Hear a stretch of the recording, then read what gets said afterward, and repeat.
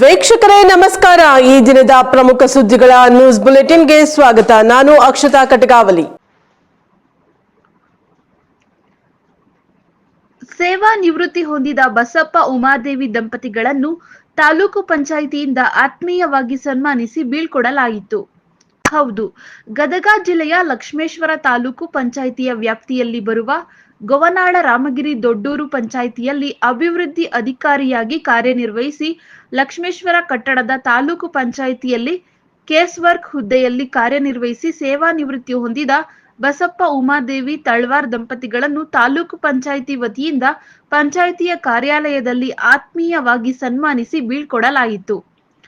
ಈ ಸಮಯದಲ್ಲಿ ತಹಶೀಲ್ದಾರ್ ವಾಸುದೇವ ವಿ ಸ್ವಾಮಿ, ತಾಲೂಕು ಪಂಚಾಯಿತಿ ಕಾರ್ಯನಿರ್ವಾಹಕ ಅಧಿಕಾರಿ ಕೃಷ್ಣಪ್ಪ ಧರ್ಮರ ಅವರು ಸೇವಾ ನಿವೃತ್ತಿ ಹೊಂದಿದ ದಂಪತಿಗಳನ್ನು ಸನ್ಮಾನಿಸಿ ಮಾತನಾಡಿದರು. ಈ ಸಮಯದಲ್ಲಿ ದೊಡ್ಡೂರು ಗ್ರಾಮ ಪಂಚಾಯಿತಿಯ ಅಧ್ಯಕ್ಷರಾದ ಚಂದ್ರಶೇಖರ್ ಇಳೆಗೇರೆ, ಶಿವಕುಮಾರ್ ವಾಲಿ ಸೇರಿದಂತೆ ಎಲ್ಲ ಗ್ರಾಮ ಪಂಚಾಯಿತಿ ಅಭಿವೃದ್ಧಿ ಅಧಿಕಾರಿಗಳು ಮತ್ತು ಪಂಚಾಯಿತಿಯ ಸಿಬ್ಬಂದಿ ವರ್ಗದವರು ಉಪಸ್ಥಿತರಿದ್ದರು. ವರದಿ Veeranna Hadapada, NKS TV4 Lakshmeshwar.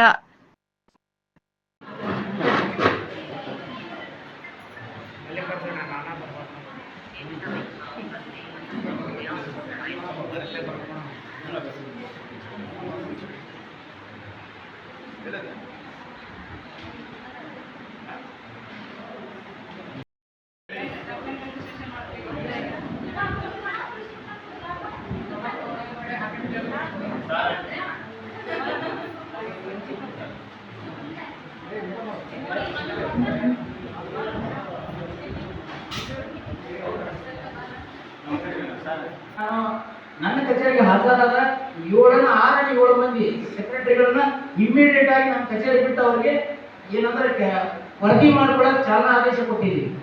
So ಅದರ ಅರ್ಥ ನಾವು ಮಾಡಿದ್ದು ಶ್ರೇಷ್ಠ ಅಂತಲ್ಲ, ಶ್ರೇಷ್ಠ ಜೊತೆ ನೀವು ಅದನ್ನು ರೂಢಿಸ್ಕೊಡ್ರಿ ಅಂತ ಹೇಳಿ. ಬಹಳಷ್ಟು ಮಂದಿ ರೊಕ್ಕ ಇರೋದಿಲ್ಲ, ಅವತ್ತಿನ ಸಂದರ್ಭದಾಗ ರೊಕ್ಕ ಇಲ್ಲದೆ ಕಳಿಸ್ಕೊಡ್ರು. ಅವ ನೊಂದ್ಕೊಂಡು ಸುಮಾರು 2 ತಾಸು ಅಂತ ನಾವು ನನ್ನ ಹತ್ರ ಆ ವ್ಯಕ್ತಿ. ಇವತ್ತು ನಾವು ಹೊಗಳಕತ್ತೀವಿ ಆ ವ್ಯಕ್ತಿ ಬಿಕಾಸ್ ಆಫ್ ಅಂದ್ರೆ ಯಾರು ನೊಂದ್ಕೊಂಡು ಯಾರ ಕಷ್ಟ ಕಾಲದಾಗ ಸಹಾಯ ಆಗಿ ಇನ್ನೊಬ್ರು ಮೇಲೆ ಬರ್ತಾರಲ್ಲ, ಆ ವ್ಯಕ್ತಿ ತನ್ನ ಕರ್ತವ್ಯದೊಳಗ ಸಮಯ ಪ್ರಜ್ಞೆ, ಆಮೇಲೆ ಇನ್ನೊಬ್ಬರನ್ನ ನಾವು ಈ ರೀತಿ ಒಳಗೆ ನೋಡಬಾರ್ದು, ರೊಕ್ಕ ತಗೋಬಾರ್ದು ಅನ್ನೋ ಪ್ರಜ್ಞಾವಂತಿಕೆ ಒಳಗೆ ಜೀವನ ನಡೆಸ್ತಾನ. ಆ ವ್ಯಕ್ತಿ ಸರಳವಾಗಿ 60 ವರ್ಷ ಜೀವನ ಕಳೀತಾನ, ಜೊತೆಗೆ ನಿವೃತ್ತಿನೂ ಕೂಡ ಆಗ್ತಾನ.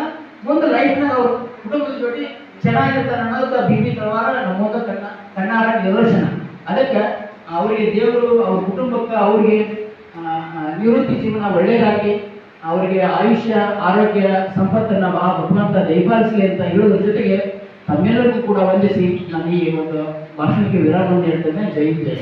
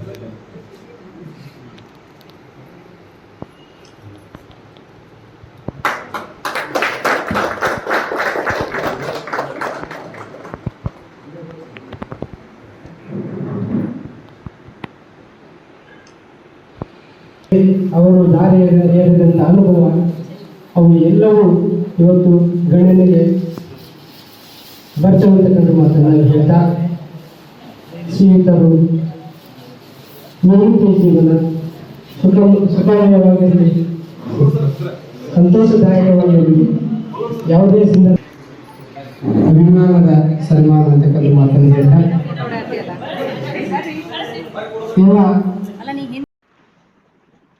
ಕದಿರೊಳ್ಳು ಗಡ್ಡ ಗ್ರಾಮದಲ್ಲಿ ನೀರಿನ ಸಮಸ್ಯೆ. ಶ್ರೀನಿವಾಸಪುರ ತಾಲೂಕಿನ ತಾಡಿಗೋಳ್ ಗ್ರಾಮ ಪಂಚಾಯತಿಗೆ ಒಳಪಡುವ ಕದಿರೊಳ್ಳು ಗಡ್ಡ ಗ್ರಾಮದಲ್ಲಿ ಸಮರ್ಪಕ ನೀರಿನ ವ್ಯವಸ್ಥೆ ಇಲ್ಲದೆ ಪರದಾಡುವಂತಹ ಸಮಸ್ಯೆ ನಿರ್ಮಾಣವಾಗಿದೆ ಎಂದು ಗ್ರಾಮದ ಜಗದೀಶ್ ಹಾಗೂ ವೆಂಕಟೇಶ್ ಎಂಬುವವರು ಗ್ರಾಮ ಪಂಚಾಯತಿ ಅಭಿವೃದ್ಧಿ ಅಧಿಕಾರಿಗಳ ವಿರುದ್ಧ ಆರೋಪ ಮಾಡಿದ್ದಾರೆ. ಈ ವೇಳೆ ಮಾತನಾಡಿದ ಜಗದೀಶ್ ಎಂಬುವವರು, ನಮ್ಮ ಗ್ರಾಮದಲ್ಲಿ ಒಟ್ಟು 26 ಮನೆ ಇದ್ದು 2 ಬೋರ್ವೆಲ್ನಲ್ಲಿ ನೀರು ಬರುತ್ತಿದ್ದು ಗ್ರಾಮಕ್ಕೆಲ್ಲ ಸಾಕಾಗುವಷ್ಟು ನೀರು ಇದ್ದರೂ ಸಹ ಗ್ರಾಮ ಪಂಚಾಯತಿಯ ನಿರ್ಲಕ್ಷ್ಯತನದಿಂದ ನಮ್ಮ ಮನೆಗಳಿಗೆ ನೀರು ಬರುತ್ತಿಲ್ಲವೆಂದು ಆರೋಪ ಮಾಡಿದ್ದಾರೆ. ಊರಿಗೆಲ್ಲ ಸೇರಿ ಒಟ್ಟು 2 ಕಡೆ ಪೈಪ್ಲೈನ್ ಮೂಲಕ ನೀರು ಬಿಡುತ್ತಿದ್ದು ಊರಿನ ಮಧ್ಯಭಾಗದಲ್ಲಿ ಎಲ್ಲರಿಗೂ ಅನುಕೂಲ ಇರುವ ಕಡೆ ನೀರನ್ನು ಬಿಡದೆ ಎಲ್ಲೋ ಮೂಲೆಯಲ್ಲಿ ಪೈಪ್ಲೈನ್ ಮೂಲಕ ನೀರು ಬಿಡುತ್ತಿದ್ದು ನಮಗೆ ಅನಾನುಕೂಲ ಆಗಿದೆ ಎಂದು ನೋವನ್ನು ವ್ಯಕ್ತಪಡಿಸಿದ್ದಾರೆ. 100, 200 ಇರುವ ಊರುಗಳಿಗೆ 1 ಅಥವಾ 2 ಬೋರ್ವೆಲ್ ನೀರು ಊರಿಗೆಲ್ಲ ಸಾಕಾಗುವಷ್ಟು ಆದರೂ ಸಹ ನಮ್ಮ ಊರಿನಲ್ಲಿ 26 ಮನೆಗಳು ಇದ್ದರೂ ಸಹ ಬೇಕಾಗುವಷ್ಟು ನೀರು ಇದ್ದರೂ ನಮಗೆ ನೀರನ್ನು ಕೊಡುತ್ತಿಲ್ಲವೆಂದು ಬೇಸರ ವ್ಯಕ್ತಪಡಿಸಿದ್ದಾರೆ. ಇನ್ನಾದರೂ ಸಂಬಂಧಪಟ್ಟ ಅಧಿಕಾರಿಗಳು ಊರಿಗೆ ಭೇಟಿ ನೀಡಿ ಸಾರ್ವಜನಿಕರಿಗೆ ಅನುಕೂಲವಾಗುವಂತೆ ಸಮಸ್ಯೆಯನ್ನು ಬಗೆಹರಿಸುತ್ತಾರಾ ಇಲ್ಲವಾ ಎಂದು ಕಾದು ನೋಡಬೇಕಿದೆ. ಮರದಿ ವೆಂಕಟ್, NKS TV4 ಕೋಲಾರ.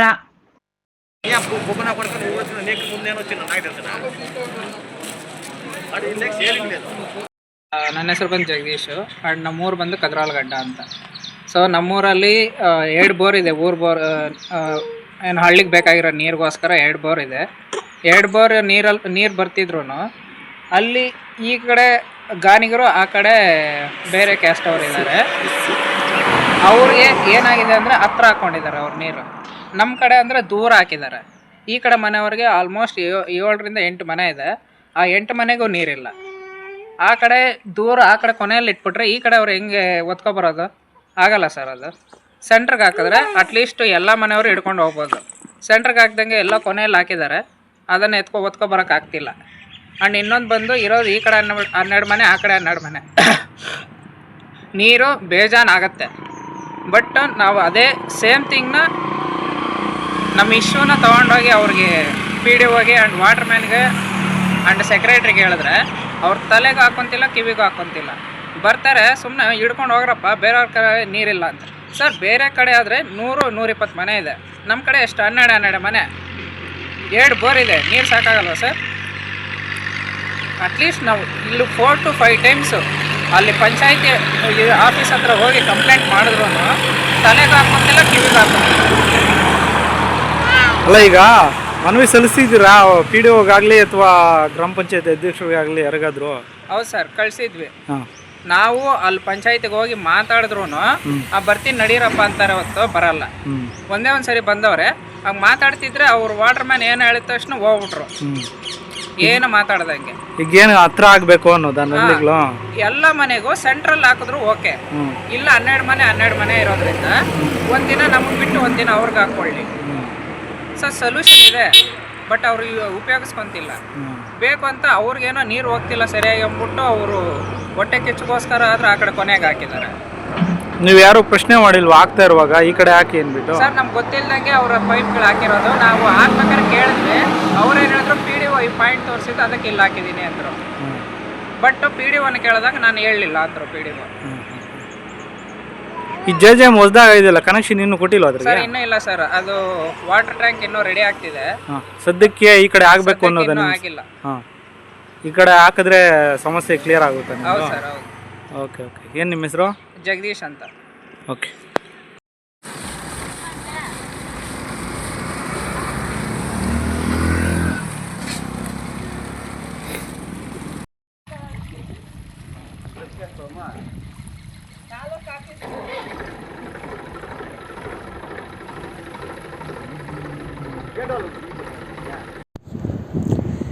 ಕಲಬುರಗಿ ಜಿಲ್ಲೆ ಸೇಡಂ ಮತ್ತು ಸುಲೆಪೇಟೆ ಠಾಣೆ ಪೊಲೀಸರು ಕಾರ್ಯಾಚರಣೆ ನಡೆಸಿ 3 ಸರಗಳ್ಳರನ್ನ ಬಂಧಿಸಿದ್ದಾರೆ ಎಂದು ಕಲಬುರಗಿ ಎಸ್ಪಿ ಆಡ್ಹೂರು ಶ್ರೀನಿವಾಸ್ಲು ಹೇಳಿದ್ದಾರೆ. ಏಪ್ರಿಲ್ 2ರಂದು ಮಧ್ಯಾಹ್ನ 12 ಗಂಟೆಗೆ ನಗರದಲ್ಲಿ ಮಾತನಾಡಿದ ಅವರು, ಸುಲೆಪೇಟ್ ಪೊಲೀಸರಿಂದ ಕಿರಣ್ ಜಾರ್ಲಿ ಮತ್ತು ಸಿಮ್ರಾಮ್ ಎಂಬ ಸರಗಳ್ಳಿಯರನ್ನ ಬಂಧಿಸಲಾಗಿದ್ದು, ಬಂಧಿತರಿಂದ 1.20 ಲಕ್ಷ ಮೌಲ್ಯದ ಚಿನ್ನ ಮತ್ತು ಸೇಡಂ ಪೊಲೀಸರಿಂದ ಸರಗಳ್ಳಿ ಏಕತಾ ಉಪಾಧ್ಯಾಯ ಬಂಧಿಸಿ 6.50 ಲಕ್ಷ ಮೌಲ್ಯದ ಚಿನ್ನಾಭರಣಗಳನ್ನು ಜಪ್ತಿ ಮಾಡಿಕೊಳ್ಳಲಾಗಿದೆ ಎಂದು ಎಸ್ಪಿ ಆಡ್ನೂರು ಶ್ರೀನಿವಾಸ್ಲು ತಿಳಿಸಿದ್ದಾರೆ.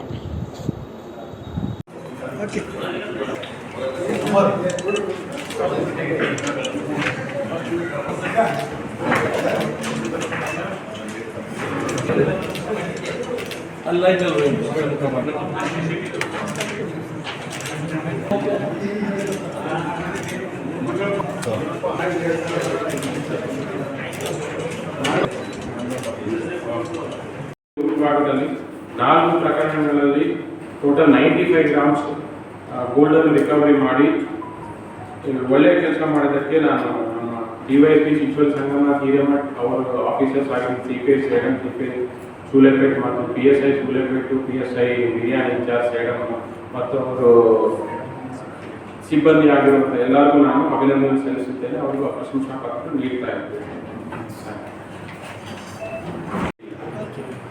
ಅವ್ರೇನಂದ್ರೆ ನಮ್ಮ ಸೇಡಮಲ್ಲಿ ಸಿಕ್ಕಿದಾಗ ನಮ್ಮ ಸೇಡಮಲ್ಲಿ 2 ಕೇಸಸ್ ಮಾಡಿದೀವಿ ಅಂತ ಒಪ್ಕೊಂಡಿದ್ರು. ಸೂಲೆಪೇಟಲ್ಲಿ ಸಿಮಿಲರ್, ಯಾಕಂದ್ರೆ ಒಂದೇ ದಿನ 2 ಕೇಸಸ್ ಆಗಿದೆ ಸೂಲೆಪೇಟಲ್ಲಿ.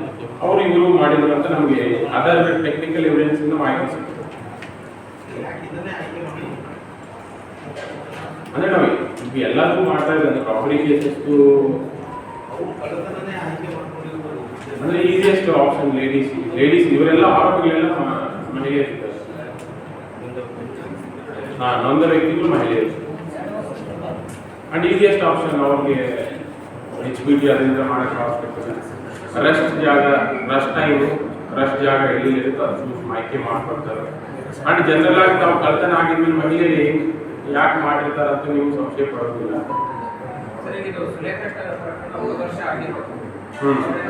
ಇಲ್ಲ, ಸೂಲೆಪೇಟ್ ಪ್ರಕರಣ ಇದೇ ವರ್ಷ ಆಯಿತು. ಸೇಡಂ ಮಾತ್ರ ಒಂದು ಜುಲೈ ತಿಂಗಳಲ್ಲಿ, ಒಂದು ಜನವರಿ ತಿಂಗಳಲ್ಲಿ ಆಯಿತು.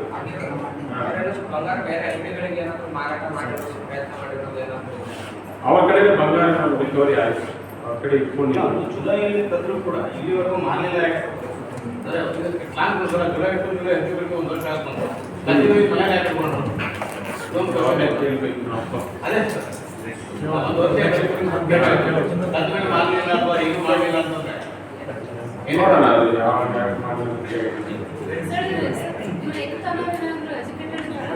ಇಲ್ಲ, ಎಜುಕೇಟೆಡ್ 24 ಇಯರ್ಸ್ ಇದೆ. ಸರ್, 4 ಕೇಸ್ಗಳಲ್ಲಿ ಎಷ್ಟು ರಿಕವರಿ 95 ಗ್ರಾಮ್ ಕಳ್ತನ ಆಗಿರೋದು 120, 125 ಪ್ಲಸ್ 15, 140 ಗ್ರಾಮ್ಸ್ ಆಯಿತು. 95 ಗ್ರಾಮ್ಸ್ ರಿಕವರಿ ಆಯಿತು.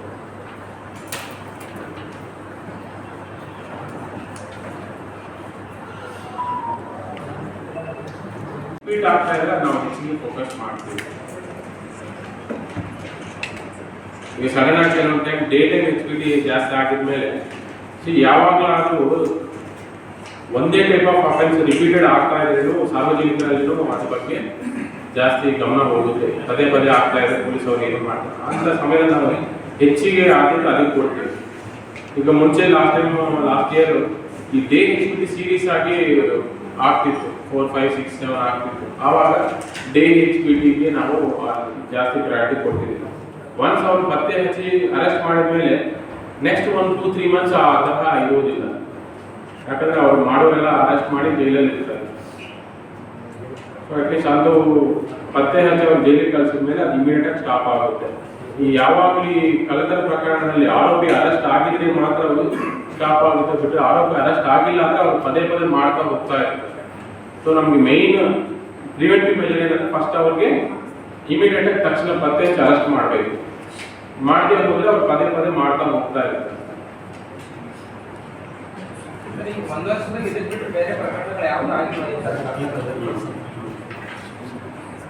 ಈ 4 ಪ್ರಕರಣ ಬಿಟ್ಟರೆ ಬೇರೆ ಯಾವುದೂ ಕೇಸ್ ಆಗಿಲ್ಲ ಸರ್ ಬೇರೆ ಕಡೆ ಈ ಟೈಪ್ ಎಂಬುದು 4 ಪ್ರಕರಣಗಳಾಗಿದೆ ನಮ್ಮಲ್ಲಿ.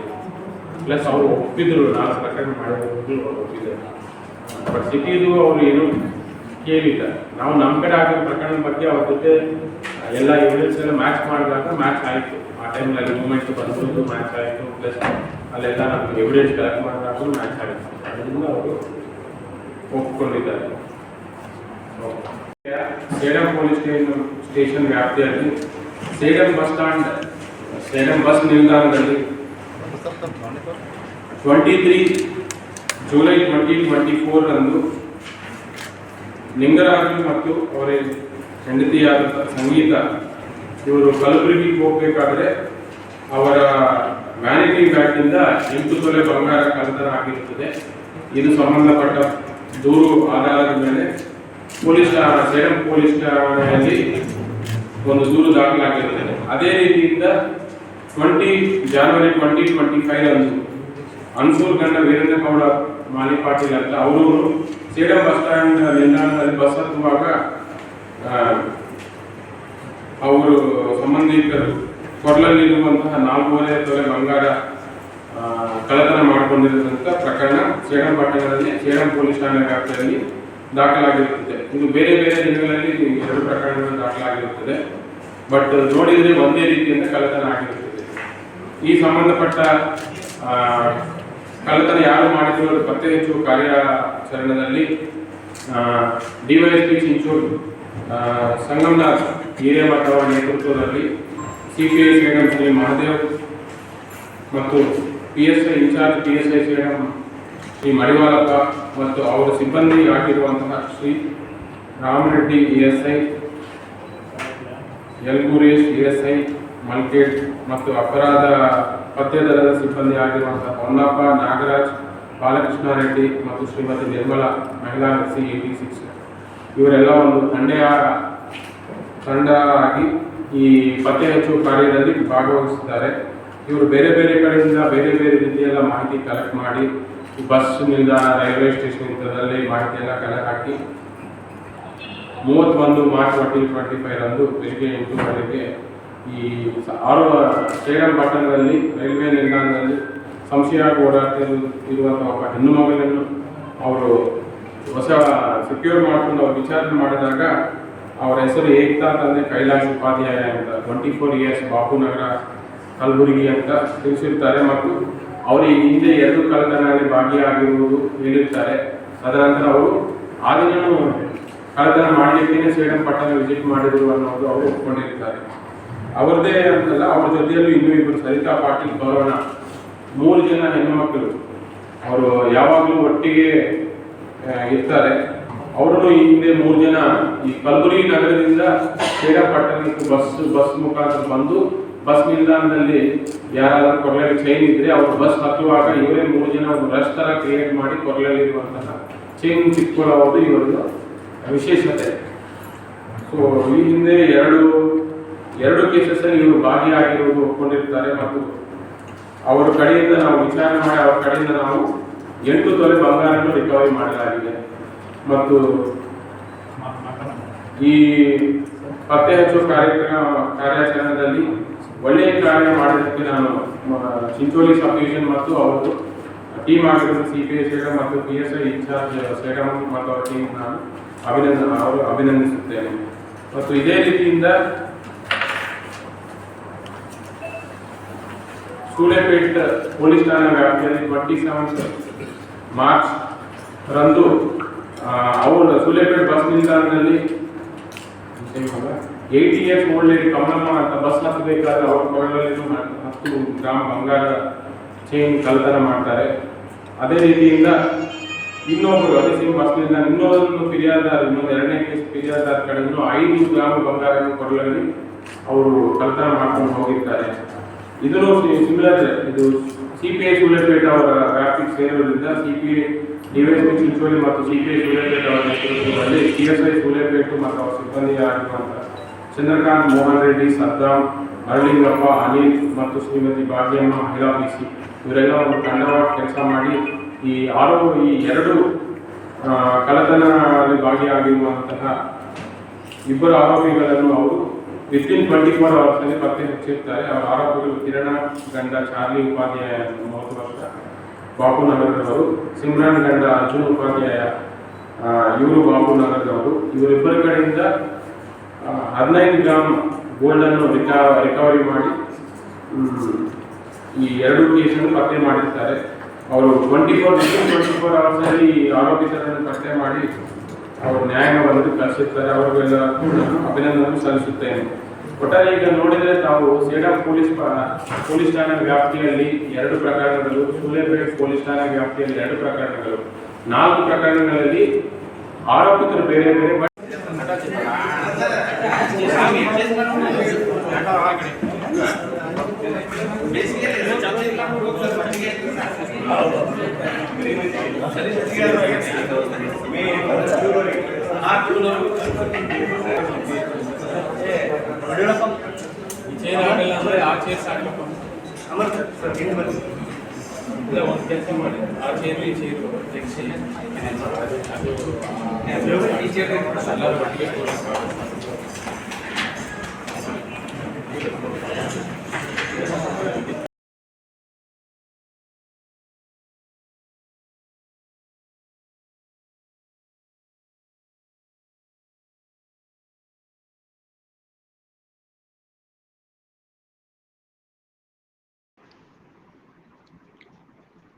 IAS, KAS, ಬ್ಯಾಂಕಿಂಗ್ ಮತ್ತಿತರೆ ಸ್ಪರ್ಧಾತ್ಮಕ ಪರೀಕ್ಷೆ ಬರೆಯುವ ವಿದ್ಯಾರ್ಥಿಗಳಿಗೆ ವಿದ್ಯಾರ್ಥಿ ವೇತನ.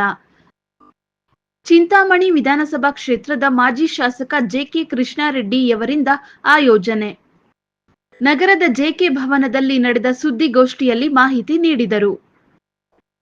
ಈ ಹಿಂದೆಯೂ ಸಹ JK ಕೃಷ್ಣಾರೆಡ್ಡಿಯವರು ಸ್ಪರ್ಧಾತ್ಮಕ ಪರೀಕ್ಷೆಗಳಿಗೆ ಹಾಜರಾಗುವ ವಿದ್ಯಾರ್ಥಿಗಳಿಗೆ ನಗರದಲ್ಲಿ ತರಬೇತಿ ಕೇಂದ್ರವನ್ನು ತೆರೆದು ನುರಿತ ಅಧ್ಯಾಪಕರಿಂದ ವಿದ್ಯಾರ್ಥಿಗಳಿಗೆ ಅಗತ್ಯ ತರಬೇತಿ ಹಾಗೂ ಪಠ್ಯ ಪುಸ್ತಕಗಳನ್ನು ಸಹ ನೀಡಿ ಅದೆಷ್ಟೋ ವಿದ್ಯಾರ್ಥಿಗಳಿಗೆ ಉನ್ನತ ಮಟ್ಟದ ಶೈಕ್ಷಣಿಕ ಕಲಿಕೆಗೆ ಪ್ರೋತ್ಸಾಹ ನೀಡುತ್ತಿದ್ದು, ಇದೀಗ ಮತ್ತೆ ವಿದ್ಯಾರ್ಥಿ ವೇತನ ನೀಡುವ ಮೂಲಕ ಉನ್ನತ ಶಿಕ್ಷಣಕ್ಕೆ ಆದ್ಯತೆ ನೀಡಲು ಮೇ 11ರಂದು ಪರೀಕ್ಷೆ ನಡೆಯಲಿದ್ದು, ಆಸಕ್ತ ನಗರ ಹಾಗೂ ಗ್ರಾಮಾಂತರ ಪ್ರದೇಶದ ವಿದ್ಯಾರ್ಥಿಗಳು ಇಂದಿನಿಂದಲೇ ಮೊಬೈಲ್ ನಂಬರ್ 7204747789 ಈ ಸಂಖ್ಯೆಗೆ ವಿದ್ಯಾರ್ಥಿ ವೇತನ ಪರೀಕ್ಷೆಗೆ ಹೆಸರನ್ನು ನೋಂದಾಯಿಸಿಕೊಳ್ಳುವಂತೆ ಮಾಜಿ ಶಾಸಕರಾದ JK ಕೃಷ್ಣಾರೆಡ್ಡಿಯವರು ವಿದ್ಯಾರ್ಥಿಗಳನ್ನು ಕೋರಿದ್ದಾರೆ. ವರದಿ ರವಿಕುಮಾರ್, NKS TV4 ಚಿಂತಾಮಣಿ. ಸ್ನೇಹಿತರಿಗೆ ನಮಸ್ಕಾರಗಳನ್ನು ಅರ್ಪಿಸುತ್ತಾ, ಮತ್ತು ಚಿಂತಾಮಣಿ ತಾಲೂಕಿನಲ್ಲಿ ಪದವೀಧರರಿಗೆ ಮತ್ತು ಅಂತಿಮ ಪದವಿಯಲ್ಲಿರ್ತಕ್ಕಂಥವ್ರಿಗೆ ಒಂದು ಸಿಹಿ ಸುದ್ದಿಯನ್ನು ಕೊಡ್ತಾ ಇದ್ದೇವೆ. ನಾವು ಕಳೆದ ಬಾರಿ ಒಂದೇನು ಸ್ಪರ್ಧಾತ್ಮಕ ಪರೀಕ್ಷೆಗಳ ಒಂದು ತರಬೇತಿಯನ್ನು ಮಾಡಿದ್ವಿ. ಅದು ಸ್ವಲ್ಪ ನನಗೆ ಅಷ್ಟೊಂದು ಸಮಾಧಾನ ತಂದಿರಲಿಲ್ಲ. ಆದರೂ ಕೂಡ ಇವತ್ತು ನನಗೆ ಒಂದು ಸ್ಪರ್ಧಾ ಲೈನ್ಸ್ ಇನ್ಸ್ಟಿಟ್ಯೂಷನ್ ಜೊತೆಯಲ್ಲಿ ಟೈಅಪ್ ಆಗಿ ಸುಮಾರು 11 ತಿಂಗಳ ಕಾಲ ಈ ತರಬೇತಿ ಇರುತ್ತೆ. ಪ್ರತಿದಿನ 3 ಗಂಟೆಗಳ ಕಾಲ ತರಬೇತಿ ಇರುತ್ತೆ. ಇದು ರಾಷ್ಟ್ರ ಮಟ್ಟದ ಮತ್ತು ರಾಜ್ಯ ಮಟ್ಟದ ಅಲ್ಲಿ ಸೇವೆ ಸಲ್ಲಿಸುವಂಥ IAS ಇರ್ಬೋದು, KAS ಇರ್ಬೋದು, ಬ್ಯಾಂಕಿಂಗ್ ಇರ್ಬೋದು, ರೈಲ್ವೆ ಇರ್ಬೋದು, ಮತ್ತು PSI ಇರ್ಬೋದು, FDI ಇರ್ಬೋದು, SBI ಇರ್ಬೋದು, ಈ ರೀತಿ ಅನೇಕ ಸ್ಪರ್ಧೆಗಳಲ್ಲಿ ಹೋಗುವಂಥದ್ದಕ್ಕೆ ಒಂದು ಸುವರ್ಣ ಅವಕಾಶವಿರುತ್ತೆ. ಹಾಗಾಗಿ ಇದರಲ್ಲಿ ನಾವು ಇವತ್ತು ಸ್ಪರ್ಧಾ ಲೈನ್ಸ್ ಇನ್ಸ್ಟಿಟ್ಯೂಷನ್ ಅವರ ಜೊತೆ ಟೈಅಪ್ ಆಗಿ ಅವರು ಭಾಳ ಅಚ್ಚುಕಟ್ಟಾಗಿ ಭಾಳ ತಜ್ಞರು ಪ್ರತಿದಿನ 3 ಗಂಟೆಗಳ ಕ್ಲಾಸ್ ಏನಿರುತ್ತೆ, ಆ 3 ಗಂಟೆಗಳ ಕ್ಲಾಸ್ ಪ್ರತಿದಿನ ಬೇರೆ ಬೇರೆ ಸಬ್ಜೆಕ್ಟ್ಸ್ ಇರುತ್ತೆ. ಸೈನ್ಸ್ ಇರುತ್ತೆ, ಬೇರೆ ಬೇರೆ ಎಕನಾಮಿಕ್ ಇರುತ್ತೆ, ಬೇರೆ ಬೇರೆ ಜನರಲ್ ನಾಲೆಡ್ಜು, ಅಂದರೆ ಸಬ್ಜೆಕ್ಟಿಗೆ ಸಂಬಂಧಪಟ್ಟಂಥ ಒಳ್ಳೆಯ ತಜ್ಞರನ್ನು ಕಳಿಸಿ ಅವರು ಪ್ರತಿದಿನ 3 ಗಂಟೆಗಳ ಕಾಲ ಈ ತರಬೇತಿಯನ್ನು ಕೊಡುವಂಥದ್ದನ್ನು ಮಾಡ್ತಾರೆ. ಅದರ ಜೊತೆಗೆ ಇವತ್ತು ಇದು ಕ್ಲಾಸಸ್ಸು ಪ್ರಾರಂಭ ಆಗುವಂಥದ್ದು ಜೂನ್ ತಿಂಗಳಲ್ಲಿ ಪ್ರಾರಂಭ ಆಗುವಂಥದ್ದಕ್ಕೆ ಜೂನ್ ತಿಂಗಳಲ್ಲಿ ದಿನಾಂಕ ನಿಗದಿ ಮಾಡಿಲ್ಲ, ಅದು ದಿನಾಂಕ ನಿಗದಿ ಮಾಡ್ತೇವೆ. ಆ ಮಧ್ಯದಲ್ಲಿ ನಾಳೆಯಿಂದನೇ ಇವತ್ತು ನಮ್ಮ ಸ್ಪರ್ಧಾ ಲೈನ್ಸ್ ಇನ್ಸ್ಟಿಟ್ಯೂಷನ್ ಅವರು ಪ್ರತಿ ಹಳ್ಳಿಗೆ ಹೋಗಿ ಇವತ್ತು ಅವರು 3 ಥರ ಮಾಡ್ಬೋದು. ಒಂದು ನಾವು ಇವತ್ತು ಒಂದು ಸ್ಕ್ಯಾನ್ ಮಾಡಿ ಇದರಲ್ಲಿ ಸ್ಕ್ಯಾನ್ ಮಾಡಿ ರಿಜಿಸ್ಟರ್ ಆಗ್ಬೋದು, ಅಥವಾ ಅವ್ರ ಮೊಬೈಲ್ ಇರುತ್ತೆ, ಮೊಬೈಲ್ ನಂಬರ್ ಇರುತ್ತೆ. ಈ ಮೊಬೈಲ್ ನಂಬರ್ ಕೂಡ ಅವರು ಫೋನ್ ಮಾಡಿ ರಿಜಿಸ್ಟರ್ ಆಗ್ಬೋದು. ಈ ಒಂದು ಸ್ಪರ್ಧಾತ್ಮಕ ಪರೀಕ್ಷೆಗಳಲ್ಲಿ ಭಾಗವಹಿಸುವಂಥವರು ಯಾರ್ಯಾರಿರ್ತಾರೆ ಇವರೆಲ್ಲರೂ ಕೂಡ ಸ್ಕ್ಯಾನ್ ಮಾಡಿ ರಿಜಿಸ್ಟರ್ ಆಗ್ಬೋದು. ಮೊಬೈಲ್ ನಂಬರ್ ಇದೆ, ಆ ಮೊಬೈಲ್ ನಂಬರ್ಗೆ ಫೋನ್ ಮಾಡಿ ರಿಜಿಸ್ಟರ್ ಆಗ್ಬೋದು. ಅಥವಾ ನಾನು ಇನ್ನೂ ಒಂದು ಹೇಳಿದ್ದೇನೆ, ಒಬ್ಬರನ್ನ ಯಾರಾದರೂ ನೇಮಕ ಮಾಡಿ ಇಲ್ಲೇ ಒಂದು ಅವ್ರಿಗೆ ಟೇಬಲ್, ಒಂದು ಡೆಸ್ಕ್, ಟೆಲಿಫೋನ್ ಎಲ್ಲ ಇರುತ್ತೆ, ನೇರವಾಗಿ ಇಲ್ಲೂ ಬಂದು ಕೂಡ ಮಾಡುವಂಥದ್ದು. 3 ಥರ ಅವಕಾಶ ಇದರಲ್ಲಿ ರಿಜಿಸ್ಟರ್ ಆಗುತ್ತೆ. ಆದರೆ ಇವತ್ತು ನಾಳೆಯಿಂದ ಪ್ರತಿಯೊಂದು ಗ್ರಾಮ ಪಂಚಾಯಿತಿಯಲ್ಲಿ, ಪ್ರತಿ ಹಳ್ಳಿಯಲ್ಲಿ ಕೂಡ ಅವರು ಬ್ಯಾನರ್ಗಳಾಕಿ ಇವತ್ತು ಸೋಷಿಯಲ್ ಮೀಡಿಯಾ ಎಲ್ಲ ಬಳಸ್ಕೊಂಡು ಅದರಲ್ಲಿ ಕೂಡ ಇವತ್ತು ಹಳ್ಳಿಗೂ ಕೂಡ ಇವತ್ತು ಬಹುಶಃ ವಿಶೇಷವಾಗಿ ನಮ್ಮ ಎಲ್ಲ ಮುಖಂಡರು ಕೂಡ ಗ್ರಾಮ ಪಂಚಾಯಿತಿಗಳಿಂದ, ನಗರದಿಂದ ಎಲ್ಲ ನಮ್ಮ ಮುಖಂಡರು ಕೂಡ ಭಾಗವಹಿಸಿರ್ತಕ್ಕಂಥದ್ದು. ಅವರು ಕೂಡ ಹಳ್ಳಿಗಳಲ್ಲಿ ಬಂದಾಗ ಅವರು ಸ್ವಲ್ಪ ಸಹಕಾರ ಕೊಟ್ಟು, ಯಾಕೆಂದರೆ ಇದು ಭಾಳ 11 ತಿಂಗಳು ನಡೆಯುವಂಥದ್ದು. ಬಹುಶಃ ವಿಶೇಷವಾಗಿ ನಾವು ಇಂಥ ಒಂದು ರಾಷ್ಟ್ರಮಟ್ಟದ, ರಾಜ್ಯ ಮಟ್ಟದ ಸೇವೆಗೆ ಹೋಗುವಂಥ ಇಚ್ಛಾಶಕ್ತಿ ಇರ್ತಕ್ಕಂಥವರು, ಪದವೀಧರರು ಮತ್ತು ಅಂತಿಮ ಪದವಿಯಲ್ಲಿ ವ್ಯಾಸಂಗ ಮಾಡ್ತಾ ಇರ್ತಕ್ಕಂಥವ್ರು ಎಲ್ಲರಿಗೂ ಕೂಡ ಭಾಳ ಸುಲಭ ಆಗ್ತದೆ. ಇವತ್ತು ಅದರಿಂದ ಏನು ಉಪಯೋಗ ಅನ್ನುವಂಥದ್ದನ್ನು ಇವತ್ತು ಅಂಥ ಒಂದು ಸ್ಪರ್ಧೆಗಳಲ್ಲಿ ಭಾಗವಹಿಸಿ ಅವರು ವಿಜೇತರಾಗಿ ನಿಜವಾಗ್ಲೂ ಕೂಡ UPSCಯಲ್ಲಿ, KPSCಯಲ್ಲಿ ಅವರು ಪಾಸಾಗಿ ಇವತ್ತು ಗ್ರಾಮೀಣ ಭಾಗದಲ್ಲಿ ಇವತ್ತು ಇರ್ತಕ್ಕಂಥ ಸಮಸ್ಯೆಗಳು, ಇವತ್ತು ಆರೋಗ್ಯ ಇರ್ಬೋದು, ಬೇರೆ ಬೇರೆ ರೀತಿಯಲ್ಲಿ ಇವತ್ತು ಶಿಕ್ಷಣ ಇರ್ಬೋದು, ಇವತ್ತು ಆರ್ಥಿಕವಾಗಿ ಯಾವ ರೀತಿ ಹಿಂದೆ ಉಳಿದಿರ್ತಾರೆ ಇಂಥವ್ರು ಎಲ್ಲರಿಗೂ ಕೂಡ ಒಳ್ಳೆಯ ಅವಕಾಶಗಳು ಸಿಗುವಂಥದ್ದು. ಇವತ್ತು KPSC, UPSC ಅಂದರೆ ಎಷ್ಟು ಕಷ್ಟ ಇರುತ್ತೆ. ಇವತ್ತು ಅನೇಕ ರೈತಾಪಿ ಕುಟುಂಬಗಳಲ್ಲಿ, ಕಾರ್ಮಿಕ ವರ್ಗದ ಆ ಕುಟುಂಬಗಳಲ್ಲಿ ಇವತ್ತು ನಮ್ಮ ಮಕ್ಕಳು ಕೂಡ KIS ಆಗಬೇಕು, IAS ಆಗಬೇಕು ಅನ್ನುವಂಥ ಅನೇಕ ಕಲ್ಪನೆಗಳನ್ನು ಇಟ್ಕೊಂಡಿರ್ತಾರೆ. ಆದರೆ ಅವರಿಗೆ ಅವಕಾಶ ಸಿಕ್ಕಿರೋದಿಲ್ಲ. ಬಹುಶಃ ಇವತ್ತು ಕೌಟುಂಬಿಕ ಕಲಹ ವಿಚಾರಣೆ ವೇಳೆ ಪೊಲೀಸರ ಥಳಿತದಿಂದ ಯುವಕ ಸಾವು ಆರೋಪ ಪ್ರಕರಣ. ರಾಯಚೂರಿನಲ್ಲಿ ಬಳ್ಳಾರಿ ವಲಯ ಐಜಿಪಿ ಲೋಕೇಶ್ ಕುಮಾರ್ ಹೇಳಿಕೆ. ರಾಯಚೂರಿನ ಪಶ್ಚಿಮ ಠಾಣೆ PSI, CPI ಹಾಗೂ ಮಹಿಳಾ ಠಾಣಾ ಸಿಬ್ಬಂದಿ ವಿರುದ್ಧ ಪ್ರಕರಣ ದಾಖಲು. ಪೊಲೀಸರ ವಿರುದ್ಧ ಜಾತಿ ನಿಂದನೆ, ಕೊಲೆ ಪ್ರಕರಣ ದಾಖಲು. ಪಶ್ಚಿಮ ಠಾಣೆ PSI ಮಂಜುನಾಥ್, CPI ನಾಗರಾಜ್ ಮೇಕಾ ಮತ್ತು ಇತರರ ವಿರುದ್ಧ ಪ್ರಕರಣ ದಾಖಲು. ನಗರದ ಈಶ್ವರ್ ನಗರದ ವೀರೇಶ್ ಎಂಬ 27 ವರ್ಷದ ವ್ಯಕ್ತಿ ಸಾವನ್ನಪ್ಪಿರುವ ಯುವಕ. ರಾಯಚೂರು ಉಪವಿಭಾಗದ DYSP ನೇತೃತ್ವದಲ್ಲಿ ತನಿಖೆಗೆ ಆದೇಶ. ನಾಳೆ CID ತಂಡ ರಾಯಚೂರಿಗೆ ಬರಲಿದ್ದು ತನಿಖೆಯನ್ನ CIDಗೆ ವಹಿಸಲಾಗುವುದು. ಪ್ರಕರಣ ಹಿನ್ನೆಲೆ ಪಶ್ಚಿಮ ಠಾಣೆ PSI ಮಂಜುನಾಥ್, CPI ನಾಗರಾಜ್ ಮೇಕಾ ಅಮಾನತು. ಮುಂದಿನ ಪ್ರಕ್ರಿಯೆಯನ್ನ CID ಅಧಿಕಾರಿಗಳು ನಡೆಸುತ್ತಾರೆ. ಪೊಲೀಸರ ಮೇಲೆ ಆರೋಪ ಇರುವುದರಿಂದ CID ತನಿಖೆಗೆ ವಹಿಸಲಾಗುತ್ತಿದೆ. CID ವರದಿಯ ಆಧಾರದ ಮೇಲೆ ಮುಂದೆ ಕ್ರಮ ಜರುಗಿಸಲಾಗುತ್ತದೆ. ರಾಯಚೂರಿನಲ್ಲಿ ಬಳ್ಳಾರಿ ವಲಯ IGP ಲೋಕೇಶ್ ಕುಮಾರ್ ಹೇಳಿಕೆ. ಯುವಕನ ಸಾವಿಗೆ ನ್ಯಾಯಕ್ಕಾಗಿ ಆಗ್ರಹಿಸಿ ನಿನ್ನೆ ರಾಯಚೂರು ನಗರ ಶಾಸಕ ಡಾಕ್ಟರ್ ಶಿವರಾಜ್ ಪಾಟೀಲ್ ಪ್ರತಿಭಟನೆ ಮಾಡಿದರು. Garladinni Veeranagowda, NKS TV4 news, Raichur. Raichur ಪಶ್ಚಿಮ ಪೊಲೀಸ್ ಠಾಣೆ ಮತ್ತು ಮಹಿಳಾ ಠಾಣೆಯಲ್ಲಿ ನಡೆದಿದೆ ಅಂತ ಏನು ಘಟನೆ ಇದಾಗಿದೆ. ಆ ಸಂಬಂಧ ಒಂದು ಪ್ರಕರಣ ದಾಖಲಾಗಿದೆ ಪಶ್ಚಿಮ ಪೊಲೀಸ್ ಠಾಣೆ. PSI ಪಶ್ಚಿಮ ಪೊಲೀಸ್ ಠಾಣೆ ಮತ್ತು CPI ಪಶ್ಚಿಮ ಇವರಿಬ್ಬರ ಮೇಲೆ ಅಟ್ರಾಸಿಟಿ ಕೇಸು ಮತ್ತು ಮರ್ಡರ್ ಕೇಸು ರಿಜಿಸ್ಟರ್ ಆಗಿದೆ. FIR ಕೂಡ ಆಗಿದೆ ಮತ್ತು ಇತರ ಎಲ್ಲ ಕೇಸಿನ ತನಿಖೆಯನ್ನು ಅದು ಏನು ಹೇಳಿದ್ದಾರೆ, ಫಿರ್ಯಾದಿದಾರರು ಅಂದರೆ ಸಬ್ ಇನ್ಸ್ಪೆಕ್ಟ್ರು ಮತ್ತು ಇನ್ಸ್ಪೆಕ್ಟ್ರವರು ಏನು ಶ್ರೀ ವೀರೇಶ್ ಅವರನ್ನು ಕರೆಸಿ ಒಂದು ಕೌಟುಂಬಿಕ ಕಲಾರಿನಲ್ಲಿ ಸ್ಟೇಷನ್ಗೆ ಕರೆಸಿ ಅವರಿಗೆ ಬಡಿದು ಮಾಡಿ ಅವರಿಗೆ ಮಾರಣಾಂತಿಕ ಗಾಯ ಮಾಡಿದರೆ. ಅದರಿಂದನೇ ಅವರು ನಂತರ ಬಂದು ಆಸ್ಪತ್ರೆಗೆ ಹೋಗುವಾಗ ಮೃತಪಟ್ಟಿದ್ದಾರೆ ಅಂತ ಕಂಪ್ಲೇಂಟ್ ಇದೆ. ಆ ಕಂಪ್ಲೇಂಟಿನ ಅನುಸಾರ ನಾವು ವಿವಿಧ ಕಲಂಗಳಡಿಯಲ್ಲಿ ಪ್ರಕರಣವನ್ನು ದಾಖಲು ಮಾಡಿಕೊಂಡಿದ್ದೇವೆ. ನಂತರ ತನಿಖೆಯನ್ನು ಮಾಡಬೇಕು. ಸದ್ಯಕ್ಕೆ ಈಗ ರಾಯಚೂರು ಉಪಯೋಗದ DYSP ಅವರು ತನಿಖಾಧಿಕಾರಿಯಾಗಿದ್ದಾರೆ. ಈಗ ನಾವು CID ಇದಕ್ಕೆ ಪತ್ರ ವ್ಯವಹಾರ ಮಾಡಿದ್ವಿ. CID ತಂಡ ಕೂಡ ಬಹುಶಃ ನಾಳೆ ಅವರು ಬರ್ತಾರೆ. ಬಂದ ಮೇಲೆ ಅವರಿಗೆ ತನಿಖೆಯನ್ನು CIDಗೆ ಕೊಡ್ತಾರೆ. CID ಈಗ ಅವ್ರನ್ನ ಸಸ್ಪೆನ್ಷನ್ ಮಾಡಿ ಈ ಪ್ರಕರಣದ ಹಿನ್ನೆಲೆಯಲ್ಲಿ ನಾನು ಮತ್ತು ಎಸ್ ಪಿ ಅವರು ನಿರ್ಧಾರ ತಗೊಂಡು PSI ವೆಸ್ಟ್ ಮಂಜುನಾಥ್ ಮತ್ತು CPI ನಾಗರಾಜ್ ಮೊಕ್ಕ ಅವರನ್ನು ಅಮಾನತು ಮಾಡಿದ್ದೀವಿ. ಅದಕ್ಕೆ ಮುಂದಿನ ಪ್ರಕ್ರಿಯೆಯನ್ನು CID ತನಿಖಾಧಿಕಾರಿಗಳು ಬಂದ ಮೇಲೆ ನೆರವೇರಿಸ್ತೀವಿ. ಫಸ್ಟು ಮೊದಲನೇದು ಏನಾಗುತ್ತೆ, ವೀರೇಶ್ ಮತ್ತು ಅವರ ಪತ್ನಿ ನರಸಮ್ಮ ಅವರ ಮಧ್ಯೆ ಕೌಟುಂಬಿಕ ಕಲಹ ಇರುತ್ತೆ. ಅದು ಮಹಿಳಾ ಪೊಲೀಸ್ ಠಾಣೆಗೆ ಬರುತ್ತೆ ಪ್ರಕರಣ. ಮಹಿಳಾ ಪೊಲೀಸ್ ಠಾಣೆಯಲ್ಲಿ ಅವ್ರನ್ನೆಲ್ಲ ಕೂರಿಸಿ ಅವ್ರಿಗೆ ಒಂದು ಕೌಟುಂಬಿಕ ಸಲಹೆಯನ್ನು ಕೊಟ್ಟು ಅವ್ರನ್ನ ಕಳಿಸ್ಕೊಡ್ತಾರೆ. ಅದು ಯಾವತ್ತು 29ನೇ ತಾರೀಕು. 30ನೇ ತಾರೀಕು ಇವರು ವೀರೇಶ್ ಅವರು ನರಸಮ್ಮ ಅವರ ಮನೆ ಹತ್ರ ಹೋಗಿ ಸ್ವಲ್ಪ ಗಲಾಟೆ ಮಾಡ್ತಾ ಇರ್ತಾರೆ. ಆವಾಗ ಅವ್ರ ಮನೆಯವರು 112ಗೆ ಕರೆ ಮಾಡ್ತಾರೆ. 112ನವರು ಹೋಗಿ ಅವ್ರನ್ನ ಕರ್ಕೊಬಂದು ಅದು ಲಾಂಡ್ ಆರ್ಡರ್ ಸಮಸ್ಯೆ ಇರೋದ್ರಿಂದ ಪಶ್ಚಿಮ ಪೊಲೀಸ್ ಠಾಣೆಗೆ ಕರ್ಕೊಂಡ್ಬರ್ತಾರೆ. ಪಶ್ಚಿಮ ಪೊಲೀಸ್ ಠಾಣೆಯಲ್ಲಿ PSI ಅವರು ಮಂಜುನಾಥ್ರವರು ಅವ್ರಿಗೆ ಮಾತುಕತೆ ಮಾಡಿ ಕಳಿಸ್ಕೊಡ್ತಾರೆ 30ನೇ ತಾರೀಕು. ನಿನ್ನೆ 1ನೇ ತಾರೀಕು ಅವರು ಹುಷಾರು ತಪ್ಪಿ ಅಥವಾ ಏನೋ ಆಗಿ ಅವರು ಆಸ್ಪತ್ರೆಗೆ ಹೋಗುವಾಗ ಆಸ್ಪತ್ರೆಯಲ್ಲಿ ಕುಸಿದು ತೀರ್ಕೊಂಡಿದ್ದಾರೆ.